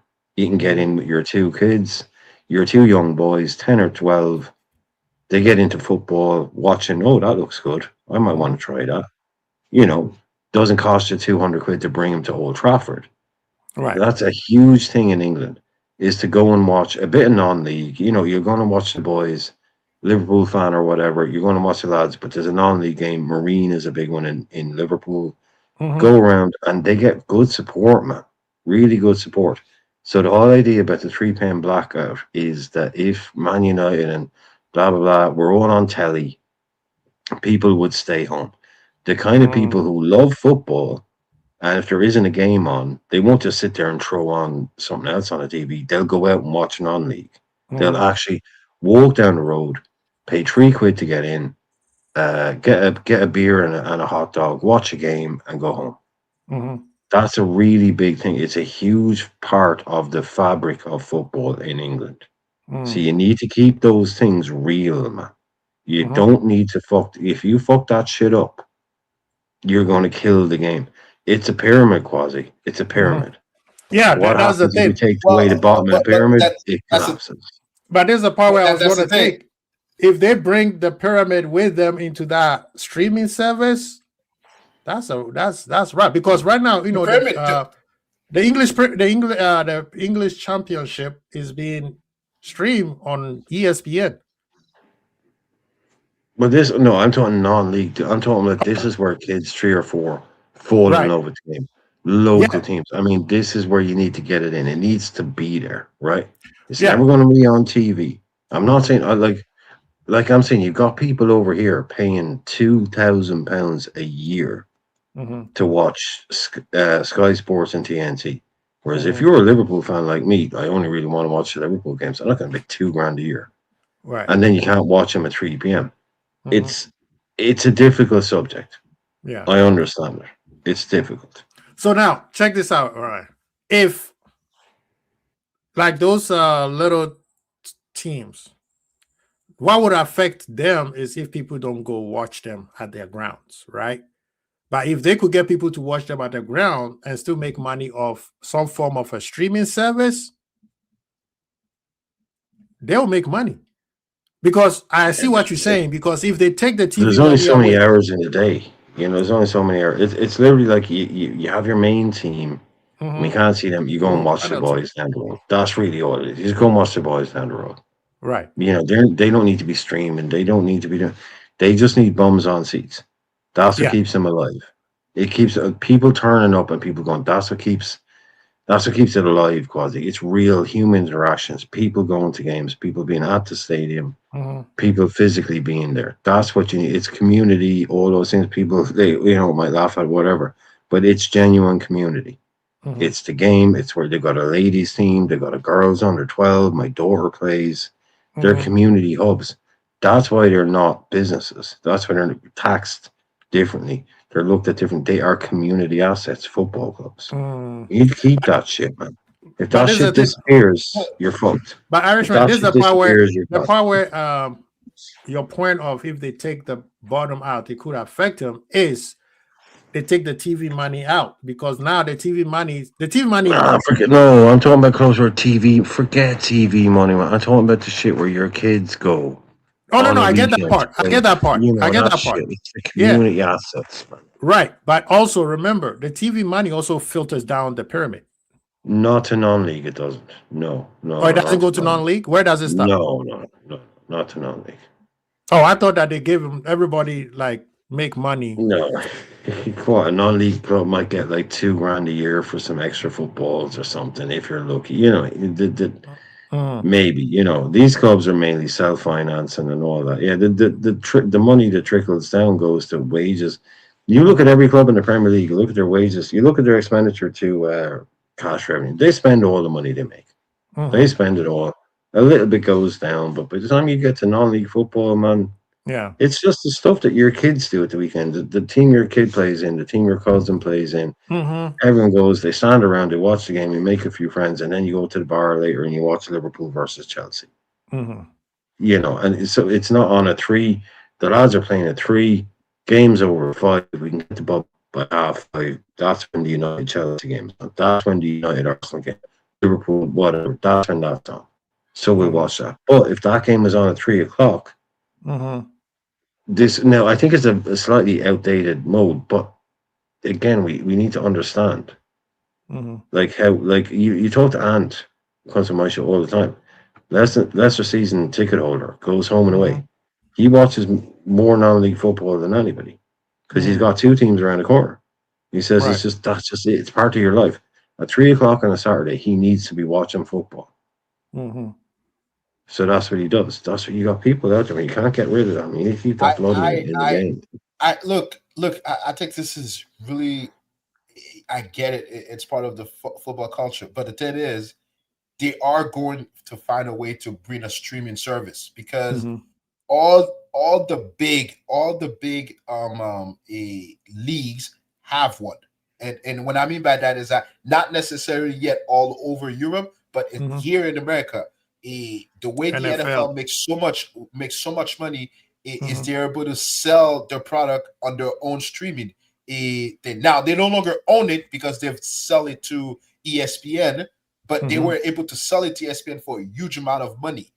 A huge amount of money. I'm talking about $20-30 billion. I think that deal was done.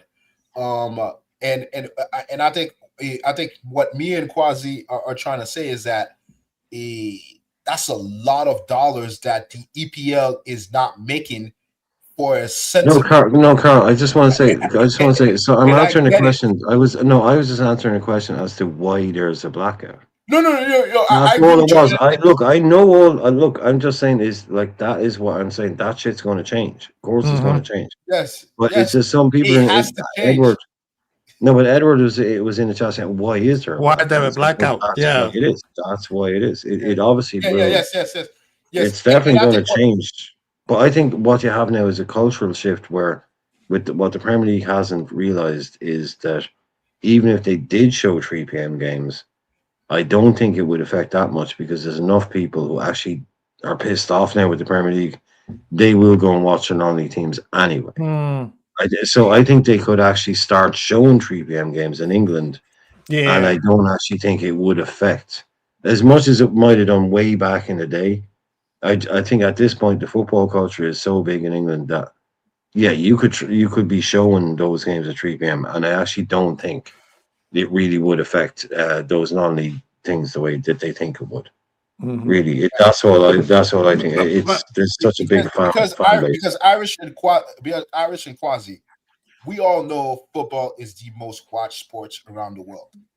But you have a sports in America who's watched 1/7 of the time in their biggest day, and they make more money. They make 2 or almost 3 times more money than you as a league. The NFL is 2 or 3 times more richer than you as a league. It makes And that part. That's the part you where have And what, Richard and what though? almost Richard and a what? billion. You almost have almost a billion people. Yeah, but see, the thing is, Carl, what you're not getting, you're not following the line here, man. You say you work in supply chain, right?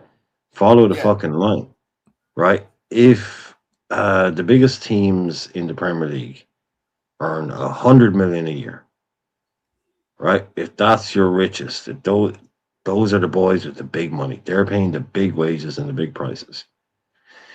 Players are going to cost 10 million for a good one.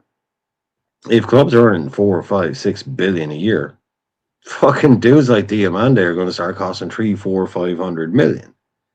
The money is always going to become because that eats itself. The money in football, if they've got 200 billion to spend on players will all of a sudden start becoming fucking 500 million. I see what players. Irishman is saying. Carl. No, I understand. It's not like you're all of a sudden going to have a shitload of money and then Diamande is still going to be. So it doesn't That's really, cheap. in football, it doesn't matter how much fucking money you have because the price of players is going to Carl, you're on mute. For some reason, you muted yourself, Carl. Yeah. So what will happen is that now there'll be they'll introduce a bargaining Salary they'll cap? introduce salary cap or labor bargaining because because that's how they're gonna control costs. But they That's how they're can't gonna control because the reason why they can't is because Europe don't have that. No, but the thing is that They're doing the they're club link thing private now, business. Quasi. They're doing They- the club they're link private thing now business. where it's 300 million, right? Yeah. Basically, the most that any club in the Premier League can spend is 3 times the income non-transfer of the smallest club.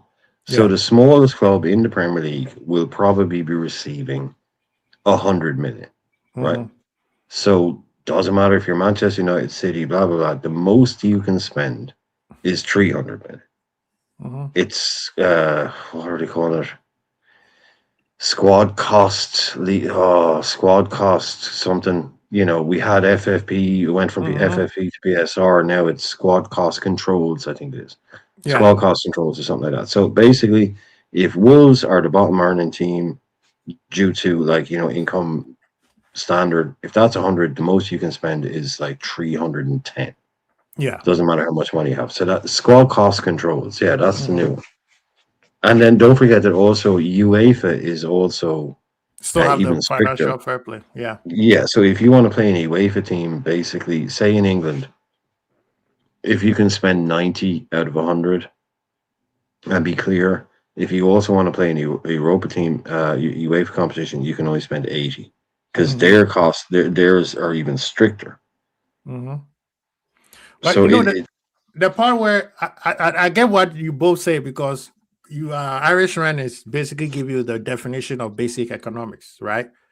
When the demand goes up, the prices goes up. Yeah. Right. With the NFL and the American sport, they relegated by giving salary cap, so the owners makes more money than the players, which is supposed to be the other way around, if we're to be honest. But hey, it's my team. I do what I want.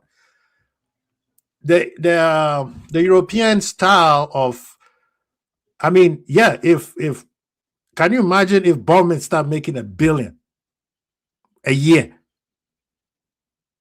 If I'm you come with your Nigerian blood, with your Nigerian blood, you become a sports agent. Do you know who wants this more than us, the rich boys? It's the Bournemouth. It's the they want it. Brighton. They want this more than Liverpool, than Man United, because we're making money anyway. We're making money anyway. But you see, this will just double our money. Yeah, no. I'm for the streaming service. I'm for the streaming service because the game time and the rest period will help the football players because they won't be controlled by the TV anymore. You play certain games because Sky said, "Hey, I have Downtown Abbey at this time, so I don't want you to play this time." Right? It will be controlled. Players will get more rest because guess what? Hey, you have Champions League coming in. We'll give you an extra day or something off. Right? It will help because now EPL controls their own. Right? Now they could get greedy and start showing more games. Right? Just like the NFL. I think that's what'll happen. If they start having control, it won't be 38. It might be 45 now. It might go 45. Exactly. They could stretch. Quasi, Yeah.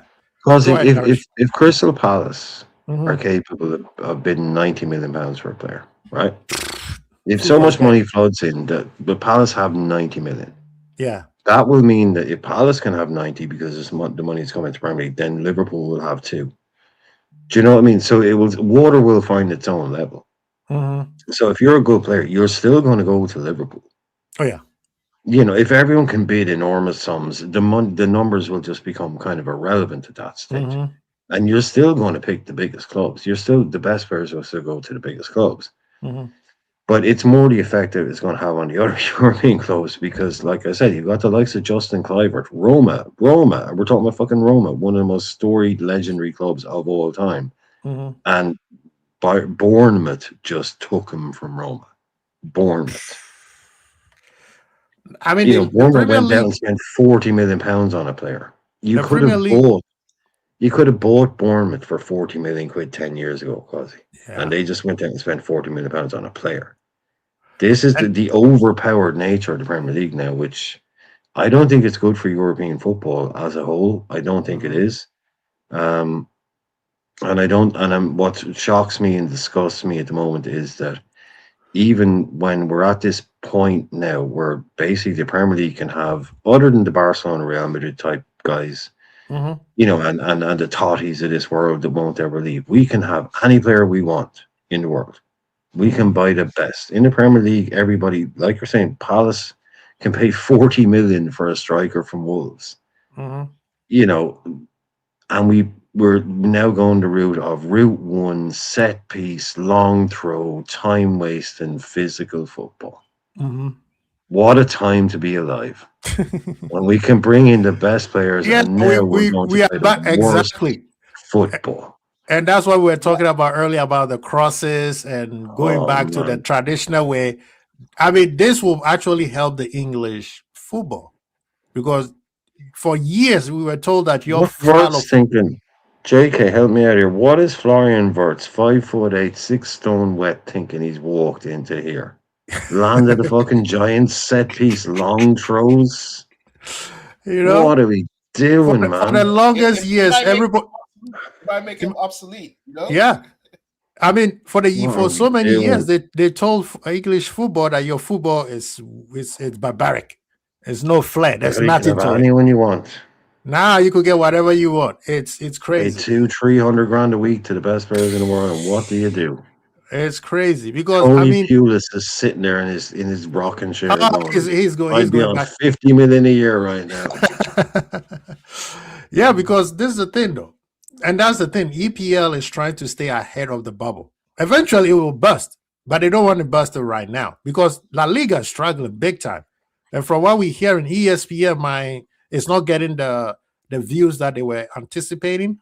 Bundesliga is also struggling with ESPN.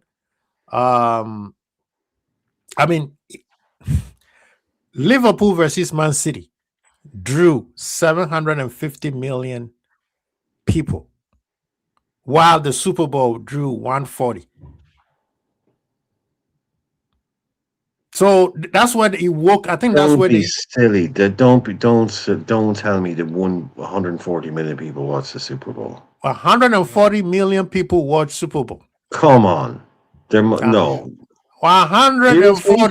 140 and 135 or 130 watch the That's only in halftime America. show. That's only in America. And then Yeah, in 75 America. Well, in America, that's half the fucking population. That's half of the population or a third of the population. Yeah, okay, That's a so lot. worldwide it's probably like 1 billion people. Well, no, maybe No. not 1 billion people. No, that's not true. You would think so. Only 75. No, I know 1 people. billion. Maybe 500 million worldwide. What's the Super Bowl final? No. Maybe 5. No. No? Nope, No, that's 75. worldwide. That was worldwide. 140, No. 145 if I want to be nice. No, 225 million people in worldwide watch the Super Bowl. 140 in America and 75 roughly in Canada and all over Okay. the world. watch the Super Manchester United versus Liverpool versus City, and that's not Liverpool's direct rival. That's Manchester United. 750 million worldwide. That's 3 times the amount that you just quoted. Bowl. And that's the problem the Premier League is having because That's why they need to. feel it- That's why they're going for the streaming service. if Doesn't feel sound they- like a they problem to losing me. money. We've got 750. They got 140 for the biggest game. What's the problem there? The problem No, but is that 750, they're 140 making is less, making way too more much money. Way too much money. They're Yeah. making 3 or 4 times No, but more okay, money. forget. No, hang on. Forget the money. Forget. How is the fact that only 140 watched the Mhm. Super Bowl, but 750 watched one game? How is that bad for the Premier? I don't see how that's. I mean, that to me looks like the Premier League is doing a lot. Yeah, no, you're right. Yes, people are watching. The commercials are winning. Well, But- okay, well, commercial, but I mean, you got more eyes on me. That says to me that True. okay. But the EPL teams are looking at it like, hey, brother, my pocket is not feeling happy. As much as you Yeah, say, but if take you've the got money out. 750 watching, right? Mhm. You're probably going to make more money off one ad. No, than you that's do- what and Carl there's is 40 saying. watching, you got 50 ads. I don't That's know what what you're Carl- talking. I mean, look, we know, but I mean, that to me says one match in the Premier League is more. I can't believe Exactly. only 100, Can you- 250 million people watch the Super Bowl worldwide. Man. That's Yeah. crazy. That should be. Well, I don't know. I don't know if I'm expecting. No, a I billion. mean, for a Super Bowl, it should be at least 300, like you said, 300 to yeah, 500. I mean that should be big time, right? That should Right. be fucking But it's not. But it's big. not. But it's not. It's You not see what I because mean? based on the number, based on the number. So why am I 225 getting lectured constantly from Americans about how we need to make football in England more like football Because and you have stuff in because to America? them because you Because have an aversion. Hey, you sorry put to it Talking to say, you one have of an them people. You're talking to one of them people who think that Super Bowl is bigger than the World Cup. Yes, they think that, and also they view things strictly only to dollar sign because Yes. they see it as they are you- a 20 between 20 to 30 billion dollar business, Mhm. and you just barely 10 billion. Yeah. You That's how barely they're 10 looking at it. Because the NFL, the shield. That's how they take that. Yeah. You're not. big But enough. if you're a load of billionaires, right? If you're a load of billionaires, right, and you're sitting Mhm. around and you're like, ha ha ha, blah blah blah. I'm a billionaire. You're a billionaire. It's like, yeah, but my team wins shit. Surely, at the end of the day, when you're a billionaire, like you've won in business, you've won in life, you want your team to actually be. Yeah, of course, they want it to make money, but they say Mhm. that's a famous line is like, what's the quickest way to become a millionaire? Become a billionaire and buy a Mhm. football club. Right. Because football clubs don't make money, especially Premier League money. Yeah, they'll make blah, blah, what do they make? 20 million quid profit. Mhm. But see, And they that's pay the. all that in. Irishman. That's the But that's But what they that's spend it what all on wages, but it's there to Yeah, win trophies. but I that's see what- when you that's go what- down to the yacht club, you go up to Cape Cod, you go up to wherever you are with your billionaire what- boys. that's club. what- You I want get them the to say, part. yeah, my team won, man. My team won. I get that. But that's what Carl is saying. But the NFL shield, that NFL shield, because they have managed to make sure that, like, can you imagine us four right here? Just like they did the Super League. That's why the Super League was so out of this world, where like, oh, nobody can join us unless we invite you in. That's how the NFL is. It's stuck at 30 teams, which they're trying to expand it because that will give them more money. Maybe one team in London, another team in Mexico or Brazil, right? And they will keep it for like that for another 40 years before they expand it. So everybody wants to be part of it. So can you imagine the EPL? The EPL is doing exactly what the NFL is doing, but they don't do it to the same extent. If the EPL start doing what the NFL is doing, I promise you FIFA will be so worried because the EPL will surpass FIFA. have so much power. It will have so much power. FIFA will be England will be hosting the World Cup final every single 4 years. No. But Quasi, to me, the only reason, right, you buy a football team if you're a billionaire, right? If you're a billionaire, it means like you've kind of won a business and stuff. But Like check you've this out, won it, Archie. all that stuff. So the only True. reason you would then buy a sports team It's wash money. It's called what do you isn't, call no, it? well, it isn't to make money. You're a Tax billionaire. write-off. It's a tax write-off because it's a loss. You're gonna Maybe be some losing. of those guys. Okay, maybe something like those low rent dudes. Mhm. But when you're like a proper billionaire and you've won a business and everyone's like, "Oh, I'm a success." Well, I'm a success too. It's like, okay, right. Well, I'm going to buy a baseball team. You're not going to do that to make money. You're just doing it to be No, a see, that's the winner. thing. in I- front of That's your the friends. European I see in you. what- That's no, the no, I see what European his in you. point That's is. the European in you. It's Yeah, That's I the see. it's No, European no, in you. not. What? No, it's not about what you would buy. If you're already No, a billionaire, I- right, and you're a billionaire, and your we mate's a have to billionaire, we got to right? we got to tackle. I know what he's saying. He's Okay, right. but you own Reading. He's like, okay, yeah, you're a billionaire. You made more than me. Than This is the last year. part where You're like, Irishman is not. This is the that's Well, the I okay. own Let's Liverpool. yeah. So it's a big dick contest. Is No, I all get it is. true. They're not true. saying, oh well, I But- made 25 million off Liverpool, but I made But 28 check million this out, off Chelsea. Irishman. No, Check this out. they check do this it out. to win fucking trophies, man. That's what they're Check this there out. for. So it's Check this out. The way they do it, while they own the club, they're not gonna make money, right? While they own it. yeah, they make it on the back end. We know On the that. They back turned end. it from 300 million to 4 billion. Exactly. Yes, obviously. So, yes. But while they're there, Mhm. they're not their friends aren't going, oh, I saw Liverpool's accounts. I see he only made 5 million last year. Yeah, I saw Espanyol's accounts. He made 10, but he won nothing. We won the Champions League. Right. It's But- a big dick swing competition. True. They've all made their money. They've True, all but- made their money through their finance stuff and their business but stuff. how They do they want to be make able to walk around with Jurgen Klopp and Carlo. but Irishman, this is the part where And make their money back on the back end. yeah, but and Irishman, make you- their yeah, money back. Money. More Irish, money.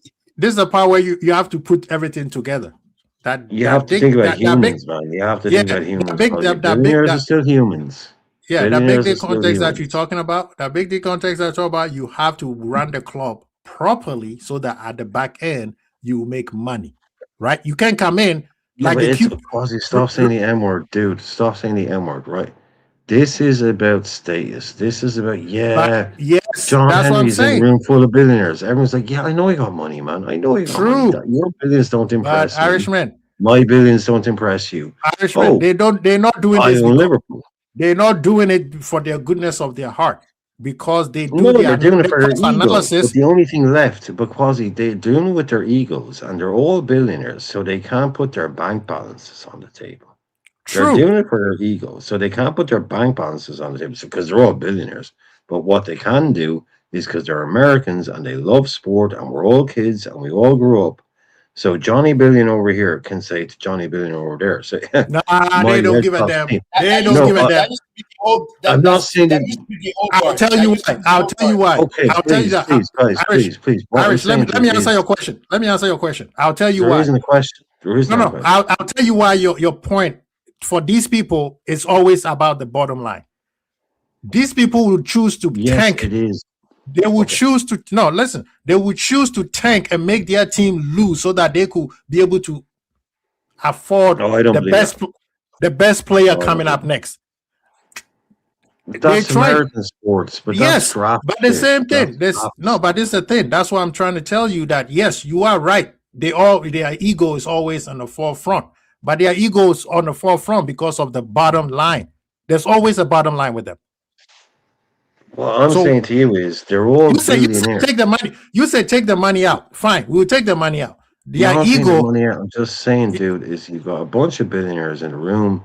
They've all got big balances. These, oh yeah, okay, cool. You got this, but I've got Liverpool. We just won this. I'm just saying there is that. Yes, but That's that's the, orders that's left. that. Yeah, but that one that's the human side of them, right? That's the human side of them. Exactly. like us. Everyone's like that, but he's like, oh And yeah, that's and the by human the side way, of them. when I sell it, I'm going to make 3 billion. But Yes. Carl and myself are saying we are looking at it through the what Because you're reality. robots. You're Yeah, but robots. that's how they run it. Because look at it. Since these Americans came No, to you the- want to play your own. You want to play like I'm just saying, but you want to play your own, personality to be. What I'm saying is, when you get so rich, what do? They buy the biggest car, they buy the biggest yacht. It's like, yeah, look, we all know we're fucking rich. No one's out there winning that Like game. the next biggest So they thing. want to have the most Right, successful. but that's what I most say. That's pretty- why we agree with you on that part. I said that's the Yeah, they want to human have the side of prettiest it. wife. So Yeah. Liverpool is the prettiest wife. You Yeah. own Reading, right? You But- own some shitty football club. But Fair but play this to is Liverpool Irishman. This is a part where we My try. wife is prettier than This is your a wife. part where So this is a part where Liverpool we is trying to prettier. tell you. This is a part where we try. We not disagree with what you're saying. The part where you I'm trying to need tell to you. look. Yeah, no, we not disagree. These people, come on, their ego is right, but they also look at it at also another side because they're not just coming in to lose money. As soon as No, they they try, lose money. No, Yeah. of course, yes. right, but we are also Break saying, even.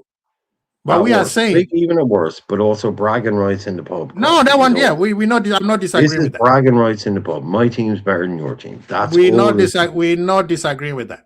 Yeah, but it we costs you saying- 200 billion. Yeah, but we saying the part where Carl was saying is just like you saying that for bragging purposes, they are also looking at the other billionaires who are making way more money than them and say, wait a minute, what's going on Not here? through their football clubs, they don't though. Yes, they are. They don't. Which billionaires make money through their football club? Do you know how much money the Lakers was go? Let me tell. I'll No tell you. profits. Let me tell you. The Lakers was sold for. Oh, 10 sorry. You said football clubs. I thought you. Oh meant no. football I'm clubs, talking like about they're looking primary at. football. No. I was using your Okay, well, that's analogy. different. Yeah, I'm using your analogy of the ego, their ego, right? By looking at their ego, their ego is bruised, just like we saw it, right? They all have money, they're all billionaires, but they are looking at the other billionaires who owns another form of sports and say, why are those billionaires over there making more money than us? While we have a think big they're club looking like at saying where to win more trophies than me because yeah, that's their you can win, hobby but toy. it's still not getting But you it's their that little money. hobby toy. They're not. But what I'm saying is, if their sports venture type shit doesn't go well for them, right? It's not going to tank them because they're billionaires off like chemicals or finance But- shit and all that stuff. But we It's know their little billionaires hobby want toy more in the money, corner, but they still want more which money. just happens. But they're not going to go bankrupt if Liverpool. No, we're not saying What I'm that. We're saying not is saying that, that. yeah. No. That's what We're I'm not saying. talking about Irish. bankruptcy. We're talking about them making more money. More money. No, we're not. I don't care about. Yeah, but what I'm trying to say to you guys is that we're all sitting around the table and go, "Yeah, Quasi, you made 2 billion last year. Yeah, I made 2 billion. Carl, you made 2 billion. JK, you made 2 billion. We all own football clubs." Mm-hmm. And I'd be like, because we're all humans. Let's just take your business tie off for a second. We all own football clubs. We're all billionaires. We all own football clubs. And we're all sitting around the table like we are now, debating each other. And I'm laughing at you and Quasi because Quasi, you own Chelsea, and Carl, you own fucking Manchester United. And you finished 17th. You finished 6th, Quasi. I won the Premier League. We're all billionaires. This is what I think we're talking about when we get to this shit. Real, we get. And I'm telling you, and so give me a chance, Quaz. And I'm telling you, this part of the bragging right, they don't care that much about it. Because what if they have found is that us 750 million people are watching and they need to commercialize that. I don't know. They need to commercialize that. And because they need to commercialize that, it has brought down some of that some of the things you talk about, some of the football aspect of it, of winning trophies is more important, or bragging rights about trophies is important. It's really not. The game for them is to really? They care about who makes more money. Yes, I'm telling you, okay. It's happening okay, right that's now. Cool. That's cool. That's fine. I know. No, okay, they care about who makes more money. That's cool. Issue right now, and I'm saying that's all they that, care about. Okay. And I'm also saying is that this is also being brought in the Premier League because the Premier League is also feeling very, very jealous of the NFL because, like I said, really? You have 700. Yes, I'll tell you, because they're not making enough money. Because they can't be making more money. Sorry, I can't listen to this anymore. I'm sorry, Quaz. I'm sorry. I'm very sorry, my guy. I'm very sorry, my guy. No, at the end of the day, it's about the money. It's all about, he has an aversion to that. Like I'm saying to him is that here you have 220 mil people watching, and they're making 20, 30, and in the next 20 years they'll reach $40 billion. And you're the EPL, you're barely making 10. That's what I'm trying. That's what I was trying. Yeah, I get what he was saying. He wants to keep it at the human level, and he wants to keep it at it's football and my team. Yeah, they don't care. They go to the clubhouse. They will have a cocktail. They will look at it, and then at the end of the day, they will say, "Okay, what's the bottom line?" You see what I mean? Yeah. That's what I was trying to convey for him. But he said, "Okay, take the money out. Cool. We'll take the money out. We'll keep out their ego. Their ego is, hey." There's another franchise, a bunch of franchises over there doing the same thing we do in sports, and they're making more money than we're making. That will hit their ego. And that's the part where I don't know why Irishman didn't want to understand that part. At the end of the day, it's not, you could win all the trophies you want. You could win all the trophies you want. If it doesn't equate the money, I mean, let's look at, we were talking about Madrid, right? He said Madrid and Barcelona saved UEFA, because otherwise the English teams would have taken over. They've been winning all this time, and still no money. They're broke.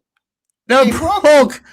So all Well, that's the whole reason why Perez was trying to institute the Super League, because that was the only way they could match the English Premier League. And Irishman, if you are listening, that's why we're trying to tell you. Yeah, we could talk about their bragging rights, and we, the fans, we the one who cares more about we care the trophies, that all those other things. Those rich guys, trust me, if Liverpool, FSG, if they start to lose more money, they will sell winning. than winning. By winning. If they're winning and they're losing money, they will start selling. They will sell the club. They'll get themselves bad so they could sell. They'll sell some players on their squad. They'll sell players and for cheap. Yeah. For cheap. For cheap. What's the name? People say, "Oh, Abraham used to love the sport." No, I get what he's saying, but Abraham was a fan of the sport. Abraham was a fan of the sport, but he didn't waste money. Chelsea fans would tell you, 1 year he will spend a lot of money, they will win everything, and then the following year, where they say we need to solidify, he won't spend any money, and then he will wait 2-3 years later, and then he will spend a whole lot of money, and that was one of the reasons why they were not sustainable all the time. These rich people is the bottom line with them. Yeah, they're happy with the trophy. They will come and do the PR pictures, show up when it's needed for them to show up. But when they start losing money, trust me, they'll wash their hands and they'll go. That's why everybody says to get to them, stop buying their merchandise, stop showing up to the games, don't watch the games. That would affect them, and then they will make changes. It's not just protesting. I'll tell you something. Right? You know how in football culture it's big that we buy merchandise because that's how the football team makes money. Yeah. In the NFL, if no one buys a jersey, they're still fine. They're still fine. They don't care. They don't care if you buy, because guess what? Your favorite team jersey. They don't care. They got 30 billion. How they make money. They got 30 billion coming from ESPN and all these channels. Because I'll tell you why. Do you know why? If they were using jersey to make money, jersey would cost less money. Yeah. NFL jersey would cost less money. But to get an NFL jersey, it's 100, 150, 170. Bro, it is. Some of them are close to 200. 200 and 200, 250, something like that. But the thing is, they don't really care about making money off of it. Nah. So it's expensive. Because that shit is more for Nike to make money. For Nike to make money. Actually, that's a good question. That's actually a good idea. I need to find out how much Nike. You see, this is the thing. Nike pays for the whole. If Nike is sponsoring the NFL, right? Yeah, Nike does all the 300 yeah. million. You could check. Yeah. See, that's the difference between the EPL and NFL. NFL is all those clubs are basically owned by NFL. Basically, that's why it is. The whole thing is owned by one person, NFL. Yeah. So when Nike comes in, Nike is sponsoring NFL. That's why when Nike comes to Liverpool, he has to pay Liverpool 30 million compared to paying them to pay the whole league 300 or $1 billion, because then they will sponsor everybody. So that's the difference. And yeah, I'm telling you, it doesn't make sense that you thinking that 750 watching one game and that should make more. No, it doesn't. At the end of the day, it's the same thing as KDB was making 350,000 a week and Salah was making 200. It's whoever makes the deal. It's not what we the fans proceed that this is how it's supposed to be because Salah is so great. He's supposed to be making more money. No, it's your agent. It's the contract. It's the club that you go into. They dictate how we're going to pay you. And if you are good enough, hey, we will pay you more money. And that's how it is. So, yeah, man, Irishman, is that how it is. The only entity that makes more money than the NFL. No, there's no entity. FIFA. World Cup season, FIFA makes more money than everybody else. Okay. That's just a tournament. That's That's just a FIFA, tournament. right? And then Yeah. there's also cricket. Cricket. Cricket also is up there with NFL. No, And that's the thing what- is but cricket players make more money than NFL players, but they don't make. I don't think cricket league make more money than. I need to investigate that. That's actually a good. I don't think cricket league make more money than the NFL. I need to investigate it because I know more people watch cricket than anybody else, league wise. Yeah. Right. World Cup is just Yeah, I during love this. cricket. Oh, JK is alive. I love cricket. You know what I mean? I need to do that investigation. Cricket, how much cricket between cricket, football, and NFL? Who makes the most? I know cricket in terms of watching wise, cricket is up there. Like Yeah. Because of it's- India. India is a big. India, yeah. He's the You one. know, Yeah. so They're playing and I West need to Indies figure. today. Mhm. I need to watch. I need to try to figure out more about that part. But I mean, you heard the debate that we're going on. Irishman got frustrated because he thought we were not listening to him, but we were trying to tell him to look at it from the other side of the lens, which is these people care about more money than their trophies. If Liverpool, remember how many times when Liverpool, some FSG out people said they don't care as long as FSG makes it to the top 4, they are happy. Top 4 is not the champion, it's not the trophy. Yeah.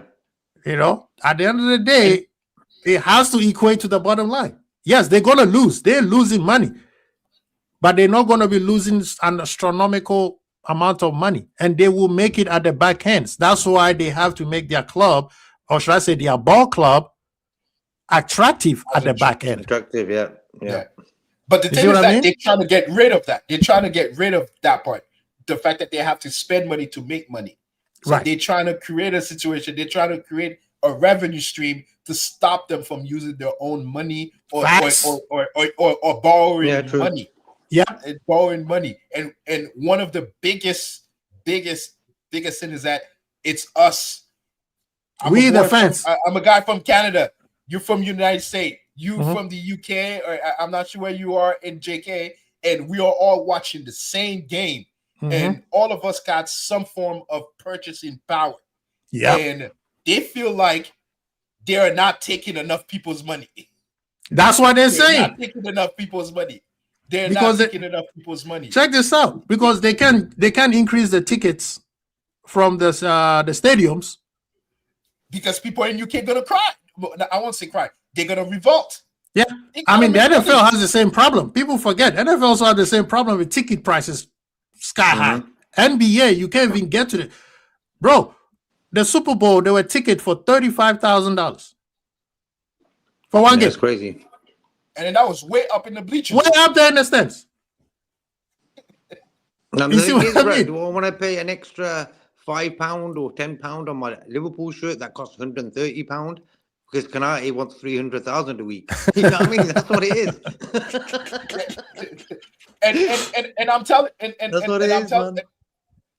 and I'm telling you that one of the reasons why the t-shirt are cost money, a lot of money in the UK, is because the teams are getting a cut out of those t-shirts. Yeah. That's the biggest reason why it costs that much money. But I guarantee you, if I can't guarantee that, but if they no longer have to worry about making money off t-shirt, that shit will get either It would drop. it'll get Yeah. more expensive Yeah, it will because drop. now Yeah, yeah. demand is really high, or it'll go down because they no longer need a cut. So you now you'll have to fight with Adidas. Why is the shirt 150 and 200 pound? You'll have to fight with Adidas with that one. But now every time the t-shirt goes up, we're like we all start yelling at Liverpool, and but no one is talking to Adidas. That's one the is thing. talking Yeah, to but the thing Adidas. is, it's like But- in Europe, what you'll do, you'll get Adidas stores with Liverpool tops in it now. When they were with Warrior and New Balance, maybe it was a bit difficult because they haven't got their own flagship stores and stuff. Adidas and Nike, bang. You're getting Arsenal in there, United, Liverpool, City, and Chelsea. you're- You'll you're get right. them shirts. But Liverpool is big time in Europe. You'll get their Yeah. shirt quite a lot Yeah, of for places. sure. So, which also mean that the t-shirt might even get more expensive now. Expensive. Every year it's gonna go up. Because now it's a It's demand. gonna go up Because every year now Yeah, everything is going. Like that's the thing. It's going to go Yeah, up. That's the and part where. it proves my point. Right now, you guys are getting it cheap because NFL jersey, basketball jerseys here in America, they cost $200. Mhm. An authentic one, Yeah. Yep. they cost close to $200. Yeah. The Liverpool Now you authentic guys are shirt getting cost it. €140. There you go. And so that's like And that's the original 170 Adidas, here. you know what I mean? That's like 170 here in America. But NFL jerseys, basketball jerseys here, an authentic one costs It's $200. ridiculous. 200 Ridiculous. and That's, certain teams that's cost why more all money. these players are getting big wages, bro. They've got to accumulate No, that's the wages thing. and all that. That's it. Who's going to pay the That's the thing I'm electricity talking bill? about. No. You know? JK, that's the Utility thing I'm bill? talking about. JK, that's the thing I'm talking about. Uh-huh. The jersey costs more money, not because they're using it to pay players. It's just strictly because the Nike needs more money and then it has too many demand and they're trying to curb down demand. That's why those jerseys are that high. The basketball team don't make that much money off jerseys. They don't really care. What's their cut? Maybe 5%, 10% of each jersey. That's their cut. Here, I'm sure Arsenal is getting a bigger cut, or Liverpool is getting a bigger cut of jersey sale than that. And so that makes the jersey even more expensive. Yeah. And they're not even using it to to pay players' salaries. Like on a yearly basis, NFL and NBA team are probably making 5 to 10 mil, $5 million on yearly on jerseys because they don't really care, because that's not where they make their money. That's not where they make their money. Truden said, "Bro, this isn't in football match. All 3 goals set piece. What are you talking about? Liverpool scored 3 goals on a set piece. What are you We were making fun. Yesterday, everybody was making fun of us, and then 3 goals today. Set piece. Set pieces, bro. This is the new wave of football, man. Welcome to Arteta football. This is Arteta's world now. We all live in it. We all live in it. Let's keep going. That's Chelsea, why City are going to win the league. What? City is not going to win the league. City are poor as well. When you really they're look at very it, they're poor. not great. And I was surprised how Arsenal not great. football. I'm hoping that the World Cup is going to be better. Arsenal football is horrible, but they're a good team. Boring. They're a good team. It's horrible. I get it. It is freaking horrible. Like it's hard to watch. It's even worse. Who plays beautiful football? They ain't like the old days. And we are back. No one plays nice football, but like when you look at the Kenny Dalglish team of Liverpool, that's what football was. That was football at its best. Then you had the Barcelona team. Well, this is the thing. Yeah, football goes in. Football goes in. It's not, like I say, it's not linear. It evolves. So Pep Guardiola's style of football, of tiki-taka, got found out. Yo, Pablo Neto, man. Rice is as slow as a turtle. And he couldn't burn him. And I don't know how he couldn't burn him. Like he's you got, as a matter of fact, you got to find a way to get there so he could foul you, and then so you could get a red card, because you will be the last player. Nah, I've seen that. I've seen that Rice has been learning the what's the name, Saka style of football. When he does something wrong, all of a sudden he starts limping. He starts apologizing, Rice. Every time he does something wrong, he just puts his hands to the crowd and all that. Yeah. Funny, man. I'm surprised he's not captain and Saka is. I don't understand that one. Look at that dumbass defending. Why are you slide tackling? Why are you slide tackling? Like, what was the purpose? It's a red. That's what I'm saying. Dumbass slide. Why are you tackling? That's dumb. You can't complain. You can't. That's complain. stupid. That's Chelsea players are undisciplined. Very, very undisciplined. Every game they get a red card, either the manager or the So players. now it's not the manager. That's just the players. And that's who they are as a club. That's just who they are as a club, man. Right now, man. Maresca is the one who taught them that. How many red cards did he get? What the fuck are What- you doing? Yeah, why? That's what I'm saying. Why did you go on the ground? What was the purpose of this? Oh. What You know is what? Neto doing, man? Come on. There's no need for that. Why are you tackling? Just keep him on the line. Wait till the defenders come Yeah. back. Get in his way. I was gonna Whatever. say. You don't need to do I was that. about to say this is just a yellow, not a red. But I forgot you already got a yellow, and obviously this is a yellow. So obviously, it's Yeah, a red. there you go. That's why it's a red. Obviously, it's a red. My God, bro. Pedro Neto wasted talent, man. He's stupid. I'm glad we didn't spend money on getting him. All you Liverpool fans, we didn't get Neto. That's exactly what you get. Because of that tackle. Oh, man. I'm I'd happy I'd rather with it. Gakpo. Because of I'd that rather tackle, Gakpo. Gakpo is not doing something stupid like that. Gakpo won't do something Gakpo stupid is like this. not- Yeah, Gakpo. That's right. dumb, man. Yeah. As well for lose so that we Liverpool can stay at top 5 or whatever we are. They are undisciplined. Okay, he missed the tackle, but the thing is that He missed asked it, him out of everything. it. He Yeah. missed the tackle, but obviously Why are you shaking your hand like no for what? Look, yes, we get it. You missed the tackle. You missed the tackle. You know, whatever you were about to do, you missed it. But it's still a foul if the player If you tight, no, bro. If you tight, your let him body go. touch it. Why are you talking? You let down your team. No, get the hell out of here, man. The VAR already reviewed it. You going? It's look, man. It's one of those, man. Yes, you missed the tackle, but the rolling. It's a yellow. 100% Your foot yellow. got caught off. You know the funny Got thing is, caught off. check this out, Carl. Huh? You told him to do the same thing. You told him to do the same thing. So, what's the name? Rice can foul him. You see, that's where when we say IQ football, you told Neto to do exactly what he just did to Martinelli. Keep the ball and keep going so he could foul you so he gets a push yellow the card. ball and then get as close as possible as to him as possible, and then you fall. Even if you didn't do it, even if you didn't do it purposely, that's an automatic yellow card, and then that might be a red. Come on, man.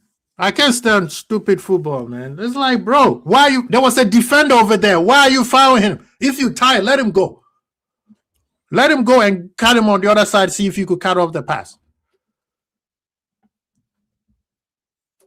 Where the hell is he going?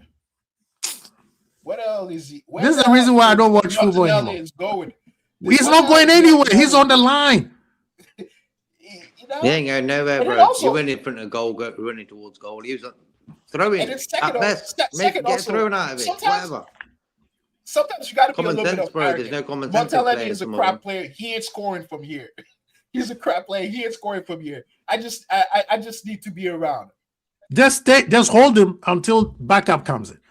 Yeah, I don't need to do anything. I don't need to do anything. He's a bad player. He's a bad player. He ain't scoring. I don't need to foul him. Nah, man, this is Look, the best. But look, out of this, we didn't want none of them to win. And if Arsenal win, okay, it keeps Chelsea down. So that's a good point out of this game. But if Chelsea win, yeah, it keeps Arsenal down. We don't want Arsenal to win the league. I don't know about you. Rudon was on about he don't understand what it is, bro. If you see social media and the way Arsenal fans behave after winning the game, what's it going to be like if they win the league, bro? It's going to be hectic. Arsenal Chelsea winning, did man. dumb. They dumb. Like, to me, if Arsenal wins the league, I want the league to start the next day. I want to do the next day. So I could be like, yo, that was last year. That was last year. We're in the new league now. That was last year. Oh my I'm not God. spending the whole summer with these dudes, man. Like Yes. this dude's gonna ruin the World Cup for me. This dude's gonna ruin the Can World you Cup. imagine that? The World Cup would not be enough, man. But anyway, people, thank you so much for being in the building. I gotta Take go. care, people. Thank you so much, man. Yo. Big up to Irishman. Big up to JK, Carl, Ahmed, Bless. Aziz. Big up to Mandem and people in the chat. Thank you so much for spending a lot of time with us. He said, I don't care about any of that, JK. They are winning the league because Liverpool failed. That's a fact. That is a fact. They But I need still Man don't City want to them win to now. win the league because you can, bro. Trudit, go on IG and look, search for Arsenal Dululu, and come back and tell me if you want Arsenal to win the league. I don't think you see Michael Oh. Thomas scoring that goal at Anfield for Oh when my God. with the league. Remember? I Yep. need to send Trude on that video. Oh That's all my. it is, man. Take care, people. No, man. Big out to all of you guys. Please hit the like button, people. Come on, hit the like button.